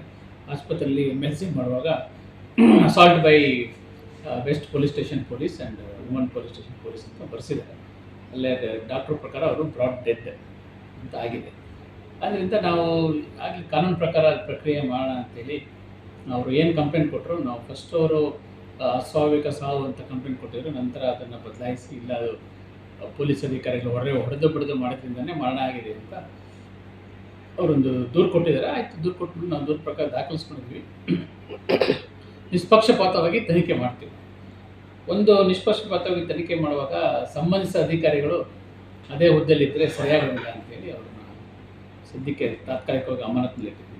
ಮುಂದೆ ಅದು CID ಅವರಿಗೆ ಕೊಡಬೇಕು. ಯಾಕೆಂದರೆ ಪೊಲೀಸ್ ಮೇಲೇ ಆಪಾದನೆಯಿಂದ CID ಕೊಟ್ಟ ಮೇಲೆ ಮುಂದೆ CID ಅವರು ಯಾವ ರೀತಿ ತನಿಖೆ ಮಾಡಿ ವರದಿ ಕೊಡ್ತಾರೆ ಅದ್ರ ಮೇಲೆ ಮುಂದಿನ ಕಾರ್ಯಕ್ರಮಗಳು ನಿಗದಿ ಆಗ್ತದೆ.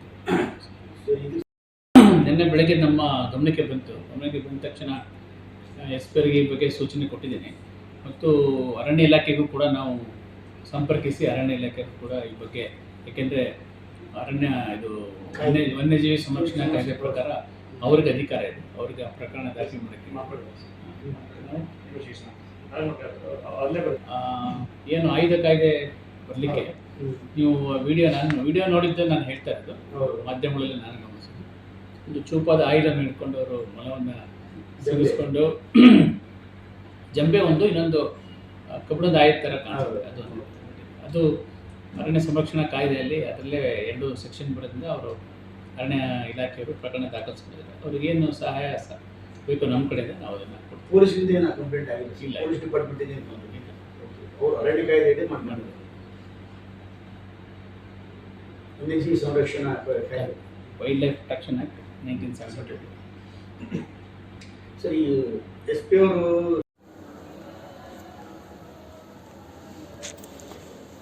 ಎರಡನೇ ಬೆಳೆಗೆ ಏಪ್ರಿಲ್ 10ರವರೆಗೂ ನೀರು ಕೊಡದಿದ್ರೆ ಹೋರಾಟದ ಎಚ್ಚರಿಕೆ. ಏಪ್ರಿಲ್ 10ರವರೆಗೆ ತುಂಗಭದ್ರಾ ಜಲಾಶಯ ನೀರು ಕೊಡದೆ ರಾಜ್ಯ ಸರ್ಕಾರ ರೈತರ ಜೊತೆ ಚೆಲ್ಲಾಟ ಆಡುತ್ತಿದೆ ಎಂದು ಬಿಜೆಪಿ ಮತ್ತು ಜೆಡಿಎಸ್ ಜಂಟಿ ಸುದ್ದಿಗೋಷ್ಠಿಯಲ್ಲಿ ಮಾಜಿ ಸಚಿವ ವೆಂಕಟರಾವ್ ನಾಡಗೌಡ ಹೇಳಿದರು. ನಗರದ ಸರ್ಕ್ಯೂಟ್ ಹೌಸ್ನಲ್ಲಿ ಸುದ್ದಿಗೋಷ್ಠಿ ನಡೆಸಿ ಮಾತನಾಡಿದ ಅವರು, ತುಂಗಭದ್ರಾ ಜಲಾಶಯ ಅವಲಂಬಿತರಾದ ರಾಯಚೂರು ಮತ್ತು ಕೊಪ್ಪಳ ಭಾಗದ ರೈತರ ಜೊತೆ ರಾಜ್ಯ ಸರ್ಕಾರವು ಏಪ್ರಿಲ್ 10ರವರೆಗೆ ಎರಡನೆಯ ಬೆಳೆಗೆ ನೀರು ಕೊಡದೆ ಚೆಲ್ಲಾಟ ಆಡ್ತಾ ಇದೆ. ಏಪ್ರಿಲ್ 5ರವರೆಗೆ ಎರಡನೇ ಬೆಳೆ ನೀರು ಬಂದು ಮಾಡಿದ್ರೆ 30% ಭತ್ತದ ಬೆಳೆ ನಾಶವಾಗುತ್ತದೆ.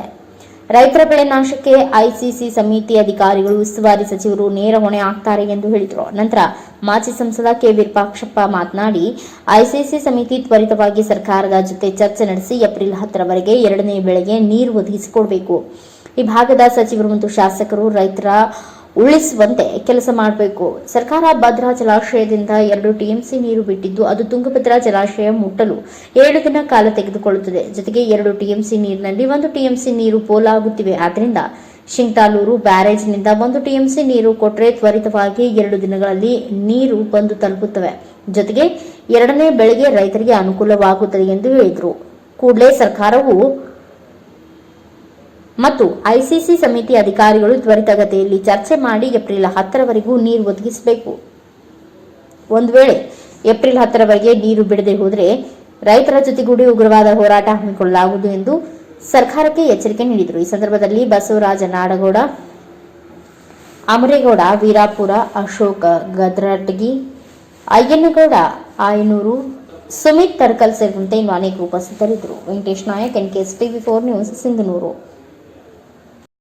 ಮಾಡಿದ್ರೆ ಅದನ್ನೇ ತೆರೆಯಲ್ಲಿಟ್ಟುಕೊಂಡು ICC ಸಭೆಯಲ್ಲಿ ಕುಡಿಯುವ ನೀರು ಮತ್ತು ಇದನ್ನು ಕೂಡಿ ರೈತರು ಉಳಿದರೆ ಕುಡಿಯೋದಕ್ಕೂ ನೀರಾಗುತ್ತೆ ಅಂತ ಒಂದು ನಿರ್ಧಾರವನ್ನು ಸಭೆಯಲ್ಲಿ ತೆಗೆದುಕೊಂಡಿದ್ರು. ಇವತ್ತು ಇವರು ಅಧಿಕಾರಿಗಳಿಗೆ, IAS ಅಧಿಕಾರಿಗಳಿಗೆ ನೀರಾವರಿ ಇಲ್ಲಿಯ ಸಮಸ್ಯೆಗಳ ಅರಿವಿಲ್ಲ. ಎಲ್ಲೋ AC ರೂಮ್ನಲ್ಲಿ ಕೂತ್ಕೊಂಡು ಈ ಥರದ ನಿರ್ಧಾರವನ್ನು ಮಾಡಿ 5ನೇ ತಾರೀಕಿಗೆ ಏನಾದರೂ ನೀರು ನಿಲ್ಲಿಸಿದರೆ ಸುಮಾರು 30ರಿಂದ 40% ರೈತರ ಬೆಳೆ ಕೈಗೆ ಬಂದದ್ದು ಬಾಯಿಗೆ ಬರೋದಿಲ್ಲ, ಹಾಳಾಗಿ ಹೋಗ್ತದೆ. ಇದಕ್ಕೆ ಸರ್ಕಾರ ಮತ್ತು ಅಧಿಕಾರಿಗಳೇ ಜವಾಬ್ದಾರರಾಗ್ತಾರೆ. ಇನ್ನೊಂದು ಸಲ ಬಗಾದಿ ಇದ್ದಾಗ ಹೀಗೆ ಮಾಡಿ ಪಟ್ಟಿ ಮಾಡಿ 2 TMC 1.5 TMC 2 TMC ನೀರಿಡ್ತೀವಿ, ಬಟ್ ಅದು ವೇಸ್ಟ್ ಅಲ್ಲೇ ಉಳಿತದೆ. ಈ ಮೇ ಆದಮೇಲೆ ಮತ್ತೆ ವಾಟರ್ ಇಯರ್ ಚೇಂಜ್ ಆಗುತ್ತೆ. ಅಲ್ಲಿ ನೀರು ಇದ್ದರೆ ಅದು ಎಲ್ಲರೂ ಶೇರ್ ಆಗಿಬಿಡ್ತೈತೆ. ಅವಾಗ ಮೇದ ನಂತರ ವಾಟರ್ ಇಯರ್ ಹೊಸ ನೀರು ಬಂತು ಅಂದರೆ ಅದು ಆ ಹೊಸ ನೀರನ್ನ ಇದ್ದದ್ದನ್ನ ರೀಅಲರ್ಟ್ ಆಗಿಬಿಡ್ತದೆ ಎಲ್ಲರಿಗೂ. ಅದು ರೈತರಿಗೂ ಉಪಯೋಗಕ್ಕೆ ಬರೋಂಗಿಲ್ಲ, ಅವರಿಗೂ ಏನು ಉಪಯೋಗ ಮಾಡೋಕ್ಕೆ ಅವಶ್ಯಕತೆ ಇರೋದಿಲ್ಲ ಇನ್ನು ನೀರು ಬಂತು ಅಂದರೆ. ಹಾಗಾಗಿ ಈಗಾಗಲೇ ಮನ್ಸೂನ್ಗಳು ಚಾಲು ಆಗಿದ್ದಾವೆ. ನಮ್ಮ ಕ್ಯಾಚ್ಮೆಂಟ್ ಏರಿಯಾದಲ್ಲೂ ಮಳೆ ಆಗ್ತಾ ಇದೆ. ಇಂಥ ಸಮಯದಲ್ಲಿ ಈ ಥರದ ನಿರ್ಧಾರ ಮಾಡಿ ರೈತರ ಬೆಳೆ ಹಾಳು ಮಾಡೋದು, ಇದು ಸರ್ಕಾರ ಏನು ನಿರ್ಧಾರ ತಗೊಂಡಿದ್ದು ಏನು ಒಟ್ಟ ಗೊಂದಲದಲ್ಲಿ ರೈತರನ್ನು ಇಟ್ಟಿದ್ದಾರೆ. ಈಗ ಇನ್ನೊಂದು ಹೇಳ್ತಾರೆ 7 ದಿನ ಕೊಡಬೇಕು ಅಂತ, ಮೌಖಿಕವಾಗಿ ಆದೇಶ ಐತೆ ಅಂತ. ಯಾವುದು ಸತ್ಯ ಏನು ಅನ್ನೋದು ಗೊತ್ತಿಲ್ಲ. ಈಗೇನಾದರೂ 10ನೇ ತಾರೀಕಿನವರೆಗೆ ನೀರು ಬಿಡಲಿಲ್ಲ ಅಂದರೆ ಬಹಳಷ್ಟು ರೈತರು ಹಾನಿಗೊಳಗಾಗ್ತಾರೆ. ನಾವು ಸರ್ಕಾರದ ಮೇಲೆ ಒತ್ತಡ ಮಾಡ್ತೇವೆ. ಈಗೇನು ICC ನಿರ್ಣಯ ತೆಗೆದುಕೊಂಡಿದ್ರಿ, ಆ ನಿರ್ಣಯಕ್ಕೆ ಬದ್ಧರಾಗಿ ರೈತರಿಗೆ ನೀರು ಕೊಡಬೇಕು. ನೀವು ಮೇಂಟೈನ್ ಮಾಡಿ, ಅದನ್ನು ಕಾಲುವೆಗಳನ್ನು ನೀವೇ ತಗೊಂಡು ಮೇಂಟೈನ್ ಮಾಡಿ, ಹೀಗೆಲ್ಲ ಇವು ಆಗಿರೋ ಉದಾಹರಣೆಗಳು. ಸರಿ, ಈ ಸಾರಿ ಅದು ಏನಾಗಿದೆ ಅಂದರೆ ಅವರಿಗೆ ಪವರ್ ಕೊಟ್ಟಾರೆ ಅಂತ ಹೇಳಿ ಚೀಫ್ ಸೆಕ್ರೆಟರಿಯವರ ಅಧ್ಯಕ್ಷತೆಯಲ್ಲಿ 3 ಜಿಲ್ಲೆಯ DC ಅವರು, DVC ಅವರು ಸಭೆ ಮಾಡಿ ಈ ಅಧಿಕಾರಿಗಳಿಗೆ, ನೀರಾವರಿ ಇಲಾಖೆ ಅಧಿಕಾರಿಗಳಿಗೆ ಸೂಚನೆಯನ್ನು ಕೊಟ್ಟಿದ್ದಾರೆ. 5ನೇ ತಾರೀಕಿನವರೆಗೆ ಕುಡಿಯುವ ನೀರು ಮತ್ತು ರೈತರ ಬೆಳೆಗೆ ನೀರು ಕೊಡಬೇಕು. 5ನೇ ತಾರೀಕಿನ ನಂತರ ಸುಮಾರು 3 TMC ನೀರನ್ನು ನಾವು ಕಾಯ್ದಿರಿಸ್ತೇವೆ. ಅವಶ್ಯಕತೆ ಇದ್ದಾಗ ನೀರು ಬಿಡ್ತೇವೆ ಅನ್ನುವ ಆದೇಶವನ್ನು ಇಲಾಖೆಗೆ ಕೊಟ್ಟಿರೋದ್ರಿಂದ ನಾವು ಸಂಬಂಧಪಟ್ಟ ನೀರಾವರಿ ಇಲಾಖೆ ಅಧಿಕಾರಿಗಳಿಗೆ ಚರ್ಚೆ ಮಾಡಿದರೆ, ಇಲ್ಲ ಸರ್ ಈಗ ಅವರ ಆದೇಶ ಬಂದಿರೋದ್ರಿಂದ ನಾವು ಅದನ್ನೇ ಪಾಲನೆ ಮಾಡ್ತೀವಿ, 5ನೇ ತಾರೀಕಿಗೆ ನಿಲ್ಲಿಸ್ತೇವೆ ಅನ್ನೋದು. 2ನೇ ಬೆಳೆ ಬಂದಿರೋದ್ರಿಂದ ಈಗ ನಮ್ಮ ಕೆರೆಗಳು ತುಂಬಿದರೆ ಮಾರ್ಚಿನಲ್ಲಿ 3 ತಿಂಗಳವರೆಗೆ ನೀರಿನ ಅವಶ್ಯಕತೆ ಇರುತ್ತದೆ. 3 ತಿಂಗಳಲ್ಲಿ ಮಳೆ ಪ್ರಾರಂಭವಾಗಿ ಮತ್ತೆ ಹೊಸ ಬೆಳೆಗೆ ನೀರು ಬಿಡುವಂಥ ಸಮಯ ಬರ್ತದೆ. ಆವಾಗ ನೀರು ಬರ್ತವೆ, ಸರಿ ಹೋಗ್ತದೆ. ಇದು ಮೊದಲೆಲ್ಲ ಹಿಂಗೆ ಆಗಿದೆ. 2ನೇ ಬೆಳೆ ಇಲ್ಲ ಅಂದರೆ ಸಹಜವಾಗಿ ಒಂದು 2 TMC 3 TMC ನೀರನ್ನು ಇಟ್ಕೊಂಡು ಮಧ್ಯದಲ್ಲಿ 1 ಸಲ 2 ಸಲ ತುಂಬಿಸ್ತೀವಿ. ಮಾರ್ಚಿನವರೆಗೆ ಕಾಲುವೆ ಹರಿದಿರೋದ್ರಿಂದ ICC ಸಭೆಯ ತೀರ್ಮಾನ, ಆ ತೀರ್ಮಾನವನ್ನು ಬದಿಗೊಳಿಸಿ ಮೂಲಕ ಈ ಗೊಂದಲವನ್ನು ಸೃಷ್ಟಿ ಮಾಡಿರ್ತಕ್ಕಂಥ ICC ಸಭೆಯಲ್ಲಿ ಶಾಸಕರಾಗಿರ್ಬೋದು, ನೀರಾವರಿ ಇಲಾಖೆ ಅಧಿಕಾರಿಗಳಾಗಿರ್ಬೋದು, ಕಂದಾಯ ಇಲಾಖೆ ಅಧಿಕಾರಿಗಳಾಗಿರ್ಬೋದು, ಎಲ್ಲರೂ ಕೂಡ ICC ಸಭೆಯಲ್ಲಿ ಭಾಗವಹಿಸ್ತಾರೆ. ಎಲ್ಲ ಅರ್ಥವ್ಯವಸ್ಥೆ ಎಲ್ಲ ವಿವರವಾಗಿ ಚರ್ಚೆ ಮಾಡುವುದ್ರ ಮೂಲಕ ಒಂದು ತೀರ್ಮಾನ ತೆಗೆದುಕೊಂಡಿರ್ತಕ್ಕಂಥದ್ದು. ಕುಡಿಯುವ ನೀರಿಗೆ 3.5 TMC ನೀರು ತೆಗೆದಿರ್ತಕ್ಕಂಥದ್ದು ಸಮಂಜಸ ಅಲ್ಲ. 1 TMC ನೀರು ಸಾಕು ನಮಗೆ. ಇವತ್ತು ಬೆಳೆ ಉಳಿಸುವಂಥದ್ದು ಕೂಡ ಮುಖ್ಯ. ಕುಡಿಯೋ ನೀರಿಗೂ ನೀರು ಬೇಕು, ಇಲ್ಲ ಅಂತ ಪ್ರಶ್ನೆ ಅಲ್ಲ. ನಾವೇನು ಕುಡಿಯೋ ನೀರು ವಿರೋಧ ಮಾಡಬೇಕು ಅನ್ನೋ ಪ್ರಶ್ನೆ ಅಲ್ಲ. ಕುಡಿಯುವ ನೀರಿಗೂ ಕೂಡ ಆದ್ಯತೆ ಕೊಡಬೇಕು, ಬೆಳೆ ರಕ್ಷಣೆಗೂ ಕೂಡ ಆದ್ಯತೆ ಕೊಡಬೇಕು. ಈಗಾಗಲೇ 10ನೇ ತಾರೀಕಿನವರೆಗೆ ನೀರು ಬಿಟ್ಟರೂ ಕೂಡ ಸುಮಾರು 30-40% ಬೆಳೆ ನಾಶ ಆಗ್ತವ ಅನ್ನುವಂಥದ್ದು ಇವತ್ತು ಇಲ್ಲಿಯ ವಾತಾವರಣ ನಮ್ಗೆ ಕಂಡು ಬರ್ತಕ್ಕಂಥದ್ದು. ಇವತ್ತು 10ನೇ ತಾರೀಕಿನವರೆಗೆ ನೀರು ಬಿಟ್ಟರೂ ಕೂಡ ನಮಗೆ ಸುಮಾರು 30% ಹೆಚ್ಚಿಗೆ ಲಾಸ್ ಆಗ್ಬೋದು ಅನ್ನುವಂಥದ್ದು. ಅದು ಅನಿವಾರ್ಯ. ಶಾಸಕರು, ಸರ್ಕಾರ, ICC ತೀರ್ಮಾನದ ಪ್ರಕಾರ 10ನೇ ತಾರೀಕು ಬಂದರೂ ಕೂಡ ನಾವು ಎಷ್ಟಾದರೂ ಬೆಳೆ ಉಳಿಸ್ಕೊಳ್ಳೋಂಥ ಪ್ರಯತ್ನ ಮಾಡೋಣ ಅಂತೇಳಿ ರೈತರು ಸಮರ್ಥಿಸುವಂಥದ್ದು. ರೈತರ ಜೊತೆ ಚೆಲ್ಲಾಟ ಆಡುವಂಥ ಕಾರ್ಯವನ್ನು ಸರ್ಕಾರ ಆಗಲಿ ಮತ್ತು ಈ IAS ಅಧಿಕಾರಿಗಳು ಮಾಡುವಂಥದ್ದು ಸಮಂಜಸ ಅಲ್ಲ ಅಂತೇಳಿ ಕೂಡ ನಾನು ಹೇಳ್ತೇನೆ. ಪ್ರಾಕ್ಟಿಕಲ್ ನಾಲೆಜು IAS ಆಫೀಸರ್ಸ್ಗೆ ಇರೋದಿಲ್ಲ. ಅನ್ಪ್ರಾಕ್ಟಿಕಲ್ ಯಾರ ಇಡೀ ದೇಶದಲ್ಲಿ ಇವತ್ತು ಏನಾದರೂ ಇಷ್ಟೆಲ್ಲ ಅವ್ಯವಸ್ಥೆ ಆಗ್ತದೆ ಅಂದರೆ ಅದು IAS ಅಧಿಕಾರಿಗಳ ಆಡಳಿತ ದೃಷ್ಟಿಯಿಂದಲೇ ಆಗುವಂಥದ್ದು. ಹಾಗಾಗಿ ಪ್ರಾಕ್ಟಿಕಲ್ ನಾಲೆಜಿನ ಕೊರತೆಯಿಂದ ಈ IAS ಆಫೀಸರ್ಸು ಇದ್ದಾಗ ರೈತರು ಬೆಳೆನೂ ನಷ್ಟ ಮಾಡ್ತಾರೆ, ಕುಡಿಯುವ ನೀರಿಗೆ ತೊಂದರೆ ಆಗೋದಿಲ್ಲ, ನೀರನ್ನು ವೇಸ್ಟ್ ಮಾಡ್ತಾರೆ ಅಷ್ಟೇ. ಯಾಕಂದರೆ ತುಂಗಭದ್ರಾ ಜಲಾಶಯದಲ್ಲಿ ಉಳಿಯುವಂಥ ನೀರು ಮೇ ತಿಂಗಳ ನಂತರ ನಮ್ಮ ಲೆಕ್ಕಕ್ಕೆ ಬರೋಲ್ಲ. ನಮ್ಮ ಪಾಲದ ಉಳಿಯೋದು ಏನು ವೇಸ್ಟಾಗಿ ಹೋಗುತ್ತದು. ನಮ್ಮ ಕರ್ನಾಟಕದ ಪಾಲು ಉಳಿಯೋಲ್ಲ, ಎಡದಂಡೆ ಪಾಲು ಉಳಿಯೋಲ್ಲ. ನಾವು 2 TMC ಬಿಟ್ಟರೆ 1 TMC ಮೇಲೆ ಬರುತ್ತೆ ನೀರು, ಬರೋದ್ರಲ್ಲಿ ಸಂಶಯ ಇಲ್ಲ. 1 TMC ನೀರು ಬರುತ್ತೆ. ಮತ್ತು ಈಗಾಗಲೇ ನಾಡಗೌಡರು ಮಾತಾಡಿದಂತೆ ಈಗೇನು ನಮ್ಮ ಸಿಂಗ್ಟಾಲೂರಿನಲ್ಲಿ 1 TMC ನೀರು ಇರ್ತದೆ, ಆ ಸಿಂಗ್ಟಾಲೂರಿನ ನೀರು ಬಳಸಿ ಭದ್ರಾದಿಂದ ಬರುವಂಥ ನೀರನ್ನು ಸಿಂಗ್ಟಾಲೂರಿನಲ್ಲಿ ಉಳಿಸಿಕೊಡುವಂಥ ವ್ಯವಸ್ಥೆಯನ್ನು ತೀರ್ಮಾನ ಅಧಿಕಾರಿಗಳು ಮತ್ತು ಸರ್ಕಾರ ತೀರ್ಮಾನ ಮಾಡಿಕೊಂಡ್ರೆ ನಮ್ಗೆ ಒಳ್ಳೆಯದಾಗುತ್ತೆ.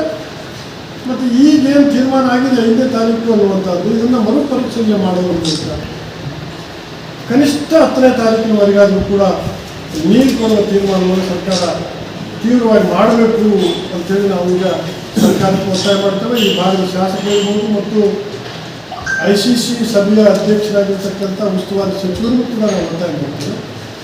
ತಂಗಿಯವರು ಕೂಡ ಇದನ್ನು ನನಗೆ ಬೆಳಗ್ಗೆ ಶಾಸಕರು ಫೋನ್ ಮಾಡಿದ್ರು, ಎಲ್ಲ 10ನೇ ತಾರೀಕು ಮುಗಿಸ್ತೀವಿ, 10ನೇ ತಾರೀಕು ಮುಗಿಸ್ತೀವಿ ಅಂತ ಹೇಳಿ. ಹೆಂಗೆ ಮುಗಿಸ್ತೀವಿ, ಎಲ್ಲಿ ಮುಗಿಸ್ತೀವಿ? ಅಧಿಕಾರಿಗಳು ಒಂದು ಹೇಳ್ತಾರೆ, ನೀವೊಂದು ಹೇಳ್ತೀರಿ. ಇಮಿಡಿಯೇಟ್ ಒಂದು ಮೆಸೇಜ್ ಕಳಿಸ್ಕೊಡ್ರಿ ಅಂತ ಹೇಳಿದ್ರೆ ನಾನು ಅಷ್ಟಾಗಿ ಇಮಿಡಿಯೇಟ್ ಒಂದು ಮೆಸೇಜ್ ಕಳಿಸ್ರಿ ಆಫೀಸಿಯಲ್ಲಿ 10ನೇ ತಾರೀಕು ತನಕ ಬಿಡ್ತು ನಾವು ಮೆಸೇಜ್ ಕಳಿಸ್ರಿ ಅಂತ ಹೇಳಿದಾರೆ. ಅದನ್ನು ಬಟ್ ಈಗ ಅಷ್ಟು ಕಷ್ಟ. ಸರ್ಕಾರ ಟೋಟಲಿ ಗೊಂದಲದಲ್ಲಿದೆ.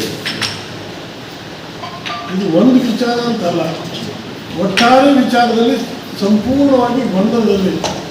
ಆಂತರಿಕ ಅಧಿಕಾರದ ಗೊಂದಲ, ಆಂತರಿಕ ಗ್ಯಾರಂಟಿಗಳ ಗೊಂದಲ, ಆಂತರಿಕ ಆರ್ಥಿಕ ಗೊಂದಲ.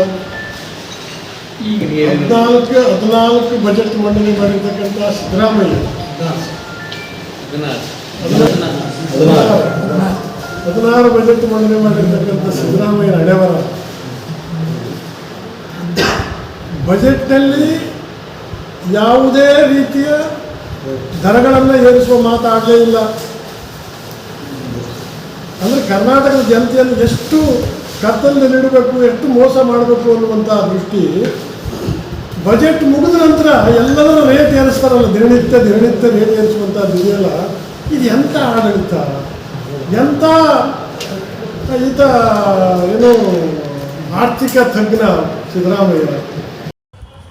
ಲಕ್ನೋ ಬೌಲರ್ನಿಂದ ವಿರಾಟ್ ಕೊಹ್ಲಿಯ ನೋಟ್ಬುಕ್ ಮಿಮಿಕ್ರಿ, ಅಂಪೈರ್ ಖಡಕ್ ಎಚ್ಚರಿಕೆ. ಟೀಮ್ ಇಂಡಿಯಾ ಸ್ಟಾರ್ ಬ್ಯಾಟರ್ ಮತ್ತು ವೆಸ್ಟ್ ಇಂಡೀಸ್ನ ವೇಗದ ಬೌಲರ್ ಕ್ರೆಸಿಲ್ ವಿಲಿಯಮ್ಸ್ ನಡುವಿನ ನೋಟ್ಬುಕ್ ಶೈಲಿ ಸಂಭ್ರಮಾಚರಣೆಯ ಸಂಭ್ರಮವನ್ನು ಯಾವ ಕ್ರಿಕೆಟ್ ಪ್ರೇಮಿ ತಾನೇ ಮರೆಯಲು ಸಾಧ್ಯ. ಮಂಗಳವಾರ ಲಕ್ನೋನ ಏಕನಾ ಕ್ರೀಡಾಂಗಣದಲ್ಲಿ ನಡೆದ ಪಂದ್ಯ ಈ ಶೈಲಿಯ ಸಂಭ್ರಮಾಚರಣೆಗೆ ಸಾಕ್ಷಿಯಾಗಿತ್ತು. ಪಂಜಾಬ್ ಕಿಂಗ್ಸ್ ಆರಂಭಿಕ ಬ್ಯಾಟರ್ ಪ್ರಿಯಾಂಶ್ ಆರ್ಯ ಅವರ ವಿಕೆಟ್ ಪಡೆದ ಲಕ್ನೋ ಸೂಪರ್ ಜೆಂಟ್ಸ್ನ ಯುವ ವೇಗಿ ದಿಗ್ವೇಶ್ ರಾಠಿ ಅವರು ಅದೇ ನೋಟ್ಬುಕ್ ಶೈಲಿಯಲ್ಲಿ ಸಂಭ್ರಮಾಚರಣೆ ನಡೆಸಿದರು. ಅದು ಪ್ರಿಯಾಂಶ್ ಔಟ್ ಆಗಿ ಹೊರ ಹೋಗುತ್ತಿರುವ ವೇಳೆ ಅವರ ಹತ್ತಿರ ತೆರಳಿ ಪ್ರಿಯಾಂಶ್ ಏನು ಮರು ಮಾತನಾಡದೆ ಪೆವಿಲಿಯನ್ನತ್ತ ನಡೆದರು. ಆದರೆ ತಕ್ಷಣವೇ ಮಧ್ಯ ಪ್ರವೇಶಿಸಿದ ಫೀಲ್ಡ್ ಅಂಪೈರ್ಗಳು ದಿಗ್ವೇಶ್ ರಾಠಿ ಅವರಿಗೆ ಎಚ್ಚರಿಕೆ ನೀಡಿದ್ದಾರೆ. ಅದರ ವಿಡಿಯೋ ಇದೀಗ ವೈರಲ್ ಆಗುತ್ತಿದೆ. ಇದು ನಡೆದದ್ದು ಪಂಜಾಬ್ ಕಿಂಗ್ಸ್ ಬ್ಯಾಟಿಂಗ್ ಮಾಡುವ ವೇಳೆ. ಲಕ್ನೋ ಸೂಪರ್ ಜೆಂಟ್ಸ್ ನೀಡಿದ 171 ರನ್ಗಳ ಗುರಿಯನ್ನು ಬೆಂಬತ್ತಲು ಹೊರಟಿದ್ದ ಪಂಜಾಬ್ ಕಿಂಗ್ಸ್ ಪರ ಪ್ರಿಯಾಂಶ್ ಆರ್ಯ ಮತ್ತು ಪ್ರಭಾಸಿಮ್ರಾನ್ ಸಿಂಗ್ ಅವರು ಕ್ರೀಸಿಗೆ ಇಳಿದಿದ್ದರು. 3ನೇ ಓವರನ್ನು ಎಸೆಯಲು ಬಂದ ಲೆಗ್ ಸ್ಪಿನ್ನರ್ ದಿಗ್ವೇಶ್ ರಾಠಿ ಅವರು 5ನೇ ಎಸೆತದಲ್ಲಿ ಎಡಗೈ ಬ್ಯಾಟರ್ ಪ್ರಿಯಾಂಶ್ ಅವರ ದಿಕ್ಕು ತಪ್ಪಿಸಿ ವಿಕೆಟ್ ಪಡೆಯುವಲ್ಲಿ ಯಶಸ್ವಿಯಾದರು. ಆಫ್ ಸೈಡ್ನಲ್ಲಿ ಬಂದ ಎಸೆತಕ್ಕೆ ಪ್ರಿಯಾಂಶ್ ಆರ್ಯ ಅವರು ದೊಡ್ಡ ಹೊಡೆತವನ್ನು ಹೊಡೆಯಲು ಪ್ರಯತ್ನಿಸಿದಾಗ ಚೆಂಡು ಆಗಸದೆತ್ತರಕ್ಕೆ ಚಿಮ್ಮಿತು. ಇದನ್ನು ಕ್ಯಾಚ್ ಹಿಡಿಯುವಲ್ಲಿ ಶಾರ್ದುಲ್ ಠಾಕೂರ್ ಅವರು ಯಾವುದೇ ಪ್ರಮಾದ ಎಸಗಲಿಲ್ಲ. ಇದು ನಡೆದದ್ದು. ಹನಿ ಟ್ರ್ಯಾಪ್ನಲ್ಲಿ ಸಿನಿಮಾ ತೋರಿಸಿದ್ದೇ ಬೇರೆ, ಟೀಸರ್ ನೋಡ್ತಿರೋದೇ ಬೇರೆ. ರಾಜ್ಯ ರಾಜಕೀಯದಲ್ಲಿ ಹನಿ ಟ್ರ್ಯಾಪ್ ವಿಚಾರ ಭಾರೀ ಚರ್ಚೆಯಾಗುತ್ತಿದೆ.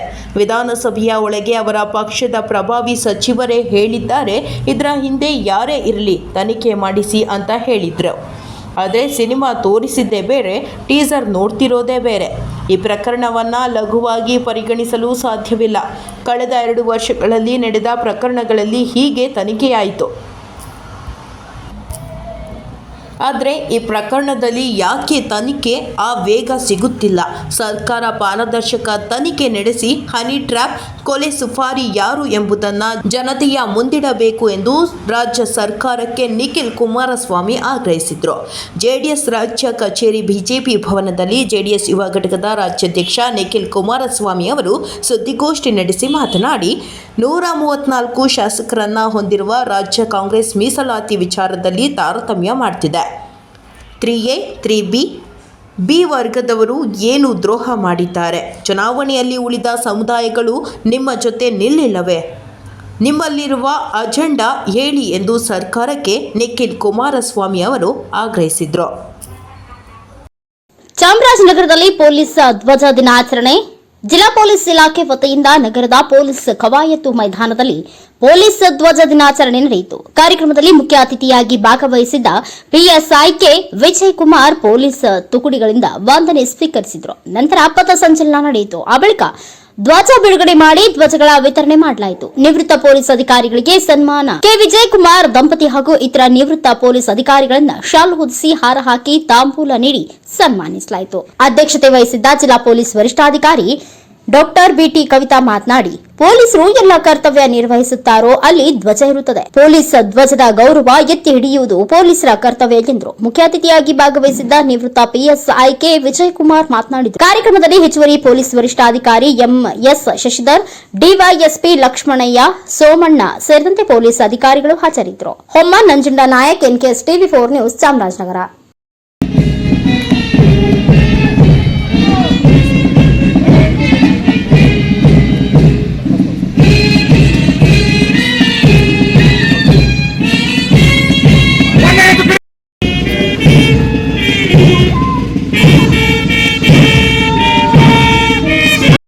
ವಂದನೆಗಳು. ಪೊಲೀಸ್ ಧ್ವಜ ದಿನಾಚರಣೆ ಪೊಲೀಸ್ ಇಲಾಖೆಯಲ್ಲಿ ಸೇವೆ ಸಲ್ಲಿಸಿ ನಿವೃತ್ತರಾದ ಅಧಿಕಾರಿ ಮತ್ತು ಸಿಬ್ಬಂದಿಯವರ ಸೇವೆಯನ್ನ ಸ್ಮರಿಸಿ ಸನ್ಮಾನಿಸುವ ಕಾರ್ಯಕ್ರಮವಾಗಿದೆ. ಅದನ್ನ ಏಪ್ರಿಲ್ 2ನೇ ತಾರೀಕಿಗೆ ಯಾಕೆ ಆಚರಿಸ್ತಿದ್ದೀವಿ ಅಂತಂದ್ರೆ, ಕರ್ನಾಟಕ ಪೊಲೀಸ್ ಆಕ್ಟ್ 1963 ಜಾರಿಗೆ ಬಂದಂಥದ್ದು ಏಪ್ರಿಲ್ 2ನೇ ತಾರೀಕಿನಂದು. ಇದರ ಅಂಗವಾಗಿ ಈ ದಿನ ನಾವು ಕೂಡ ಚಾಮರಾಜನಗರ ಜಿಲ್ಲೆಯಲ್ಲಿ ಪೊಲೀಸ್ ಧ್ವಜ ದಿನಾಚರಣೆಯನ್ನ ಆಚರಿಸ್ತಾ ಇದ್ದೇವೆ. ನಮ್ಮ ರಾಜ್ಯದ ಎಲ್ಲಾ ಪೊಲೀಸ್ ಘಟಕಗಳಲ್ಲೂ ಸಹ ಈ ಕಾರ್ಯಕ್ರಮವನ್ನು ಆಚರಿಸಲಾಗುತ್ತದೆ. ಅದರಂತೆ ಇವತ್ತು ನಾವು ಕೂಡ ಚಾಮರಾಜನಗರ ಜಿಲ್ಲಾ ಪೊಲೀಸ್ ವತಿಯಿಂದ ಈ ಕಾರ್ಯಕ್ರಮವನ್ನು ಹಮ್ಮಿಕೊಳ್ಳಲಾಗಿತ್ತು. ಈ ಸಂದರ್ಭದಲ್ಲಿ ಪೊಲೀಸ್ ಇಲಾಖೆಯಲ್ಲಿ ನಮ್ಮ ಪೊಲೀಸರು ಸಲ್ಲಿಸತಕ್ಕಂತಹ ಸೇವೆಯನ್ನು ಸ್ಮರಿಸುತ್ತಾ ಅವರ ನಿವೃತ್ತಿ ಜೀವನ ಸುಖಮಯವಾಗಿರಲಿ ಎಂದು ಹಾರೈಸುತ್ತಾ ಇಂದಿನ ಈ ಧ್ವಜ ದಿನಾಚರಣೆ ಸಂದರ್ಭದಲ್ಲಿ ಪೊಲೀಸ್ ಧ್ವಜಗಳನ್ನ ಮಾರಾಟ ಮಾಡಿ ಹಣವನ್ನ ಸಂಗ್ರಹಿಸಲಾಗುತ್ತದೆ. ಈ ನಿಧಿಯನ್ನ ಎಲ್ಲ ನಿವೃತ್ತ ಪೊಲೀಸ್ ಅಧಿಕಾರಿ ಸಿಬ್ಬಂದಿಗಳು ಹಾಗೂ ಅವರ ಕುಟುಂಬದ ಆರೋಗ್ಯ ಸಲುವಾಗಿ ಉಪಯೋಗಿಸಲಾಗುತ್ತದೆ. ಈ ದಿನ ನಮ್ಮ ಈ ಸಮಾರಂಭದಲ್ಲಿ 2024-25ನೇ ಸಾಲಿನಲ್ಲಿ ನಿವೃತ್ತರಾದ ಒಟ್ಟು 12 ಪೊಲೀಸ್ ಅಧಿಕಾರಿ ಮತ್ತು ಸಿಬ್ಬಂದಿಗಳನ್ನ ಆಹ್ವಾನಿಸಲಾಗಿರುತ್ತದೆ. ಜಿಲ್ಲೆಯಲ್ಲಿ ಇವರಿಗೆ ನಿವೃತ್ತರಾದ ಪೊಲೀಸ್ ಅಧಿಕಾರಿ ಸಿಬ್ಬಂದಿಯವರಿಗೆ 2024-25ರಲ್ಲಿ ವೈದ್ಯಕೀಯ ಧನ ಸಹಾಯವಾಗಿ ಒಟ್ಟು 7,53,747 ರೂಪಾಯಿಗಳನ್ನ ಮಂಜೂರು ಮಾಡಲಾಗಿರುತ್ತೆ. ಈ ಸಂದರ್ಭದಲ್ಲಿ ನಿವೃತ್ತ ಎಲ್ಲ ಪೊಲೀಸ್ ಅಧಿಕಾರಿ ಮತ್ತು ಸಿಬ್ಬಂದಿಯವರ ನಿವೃತ್ತಿ ಜೀವನ ಶುಭವಾಗಿರಲಿ ಅಂತ ಹಾರೈಸುತ್ತಾ ಅವರ ಕುಟುಂಬ ವರ್ಗದವರಿಗೂ ಸಹ ಶುಭವನ್ನ ಹಾರೈಸುತ್ತಾ ನನ್ನ ಮಾತುಗಳನ್ನು ಮುಕ್ತಾಯಗೊಳಿಸ್ತೇನೆ. ಜೈ ಹಿಂದ್, ಜೈ ಕರ್ನಾಟಕ. ಕೇಂದ್ರ ಸರ್ಕಾರದಿಂದ ಕುಶಲಕರ್ಮಿಗಳಿಗಾಗಿ ಪ್ರಧಾನಮಂತ್ರಿ ವಿಶ್ವಕರ್ಮ ಕಿಟ್ ವಿತರಣೆ. ಚಿಕ್ಕಮಗಳೂರು ಜಿಲ್ಲೆ ತರೀಕೆರೆ ತಾಲೂಕು. ದೇಶದಾದ್ಯಂತ ಬಡಗಿ ಮತ್ತು ಕುಶಲಕರ್ಮಿ ಕೆಲಸಗಾರರಿಗೆ ಕೇಂದ್ರ ಸರ್ಕಾರದ ವತಿಯಿಂದ ಉಚಿತವಾಗಿ ಸಂಬಂಧಪಟ್ಟ ಕುಶಲಕರ್ಮಿ ಕೆಲಸಗಾರರಿಗೆ ಅಗತ್ಯವಾಗಿರುವ ಪರಿಕರಗಳನ್ನು ವಿತರಿಸಲಾಗುತ್ತಿದ್ದು, ಕೇಂದ್ರ ಸರ್ಕಾರದಿಂದ ಲಿಂಗದಹಳ್ಳಿ ಅಂಚೆ ಕಚೇರಿಗೆ ಬಟಾವಣೆಗಾಗಿ ಬಂದಿದ್ದ ವಿಶ್ವಕರ್ಮ ಕಿಟ್ ಅನ್ನು ಅಂಚೆ ಪಾಲಕರಾದ ನಾರಾಯಣ ನಾಯ್ಕ ಮತ್ತು ಪಂಚಾಕ್ಷರಿಯವರು ಫಲಾನುಭವಿಯಾದ ಲಿಂಗದಹಳ್ಳಿ ಎಲ್ ಪ್ರಸನ್ನರವರಿಗೆ ವಿತರಿಸಿದರು. ಪ್ರಧಾನಮಂತ್ರಿ ವಿಶ್ವಕರ್ಮ ಕಿಟ್ ಅನ್ನು ಫಲಾನುಭವಿಗಳಿಗೆ ವಿತರಿಸಿ ಮಾತನಾಡಿದ ಲಿಂಗದಹಳ್ಳಿ ಅಂಚೆ ಪಾಲಕರಾದ ಟಿ ನಾರಾಯಣ ನಾಯಕರು, ಕೇಂದ್ರ ಸರ್ಕಾರ ಅಂಚೆ ಇಲಾಖೆಯ ಮೂಲಕ ಮಹಿಳೆಯರು, ಮಕ್ಕಳು ಮತ್ತು ಹಿರಿಯ ನಾಗರಿಕರು ಸೇರಿದಂತೆ ಸಾರ್ವಜನಿಕರಿಗೆಲ್ಲ ಅನುಕೂಲಕ್ಕಾಗಿ ಅಂಚೆ ಕಚೇರಿಯ ಮೂಲಕ ಸಣ್ಣ ಉಳಿತಾಯ, ಅಂಚೆ ಜೀವ ವಿಮೆ, ಮಹಿಳಾ ಸಮ್ಮಾನ್, ಸುಕನ್ಯಾ ಸಮೃದ್ಧಿ ಮುಂತಾದ ಖಾತೆಗಳನ್ನು ತೆರೆಯುವ ಮೂಲಕ ಅನುಕೂಲ ಒದಗಿಸುತ್ತಿದ್ದು, ಅರ್ಹ ಸಾರ್ವಜನಿಕರು ಇವುಗಳ ಉಪಯೋಗವನ್ನು ಪಡೆದುಕೊಳ್ಳುವಂತೆ ತಿಳಿಸಿದರು. ವರದಿ Pradeep HE, NKS TV4 Tarikere. Krishnapura ಸರ್ಕಾರಿ ಶಾಲೆಯಲ್ಲಿ ನಡೆದ ವಿಶ್ವ ಮಹಿಳಾ ದಿನಾಚರಣೆ. ಚಿಕ್ಕಮಗಳೂರು ಜಿಲ್ಲೆ ತರೀಕೆರೆ ತಾಲೂಕು. ಕಳೆದ 40 ವರ್ಷಗಳಿಂದ ಮಹಿಳೆಯರ ಸರ್ವತೋಮುಖ ಏಳಿಗೆಗಾಗಿ ಕಾರ್ಯನಿರ್ವಹಿಸುತ್ತಾ ಬರುತ್ತಿರುವ ಚಿಕ್ಕಮಗಳೂರು ಮಲ್ಟಿಪರ್ಪಸ್ ಸೌಹಾರ್ದ ಸೋಷಿಯಲ್ ಸರ್ವಿಸ್ ಸೊಸೈಟಿ ಚಿಕ್ಕಮಗಳೂರು ಮತ್ತು ಹಾಸನ ಜಿಲ್ಲೆದಾದ್ಯಂತ 25 ಮಹಿಳಾ ಮಹಾಮಂಡಲಗಳನ್ನು ಹೊಂದಿದ್ದು, ಪ್ರತಿಯೊಂದು ಮಹಾಮಂಡಲದಲ್ಲೂ 25 ಮಹಿಳಾ ಸಂಘಗಳಿದ್ದು, ಇಂದು ಕಲ್ಲತ್ತಿಪುರ ಪ್ರತಿಮಾ ಮತ್ತು ಪ್ರೇರಣಾ ಮಹಾಸಂಘಗಳ ಮಹಿಳೆಯರು ಆರ್ಥಿಕವಾಗಿ ಸಬಲರಾಗಲು 40 ಲಕ್ಷ ರುಗಳನ್ನು ಆರ್ಥಿಕ ಸಹಾಯವನ್ನು ಸಾಲದ ರೂಪದಲ್ಲಿ ನೀಡಲಾಗಿದೆ ಎಂದು ಹಾಸನ ಚರ್ಚ್ನ ವಂದನೀಯ ಫಾದರ್ ಆರ್ ಶಾಂತರಾಜ್ ಹೇಳಿದರು.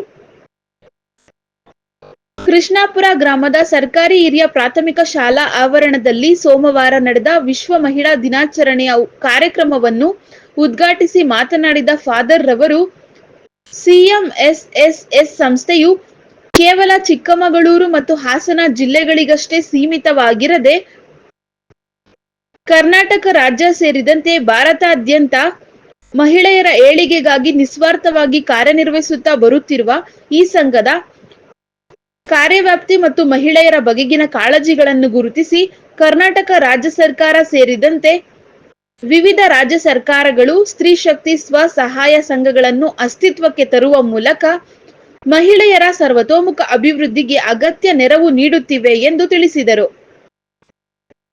ಕಾರ್ಯಕ್ರಮದಲ್ಲಿ ಹಾಜರಿದ್ದ ಜೀವನ ಜ್ಯೋತಿ ಸ್ತ್ರೀ ಶಕ್ತಿ ಸೌಹಾರ್ದ ಸಹಕಾರಿ ಸಂಘದ ಲೆಕ್ಕಾಧಿಕಾರಿ ವಿನೀತ್, ತ್ರೈಮಾಸಿಕ KDP ಸದಸ್ಯೆ ರಚನಾ ಶ್ರೀನಿವಾಸ್, ಸಮುದಾಯ ಶಿಕ್ಷಕಿ ರುಕ್ಮಿಣಿ, ಕಲ್ಲತ್ತಿಪುರ ಚರ್ಚ್ನ ವಂದನೀಯ father Paul Machado, sister LC, Sakamma, Latha, Emilda, Veena, Pramila, Rukmini, Thimmappa, Andigowda, Umesh ಮುಂತಾದವರು ಮಾತನಾಡಿದರು.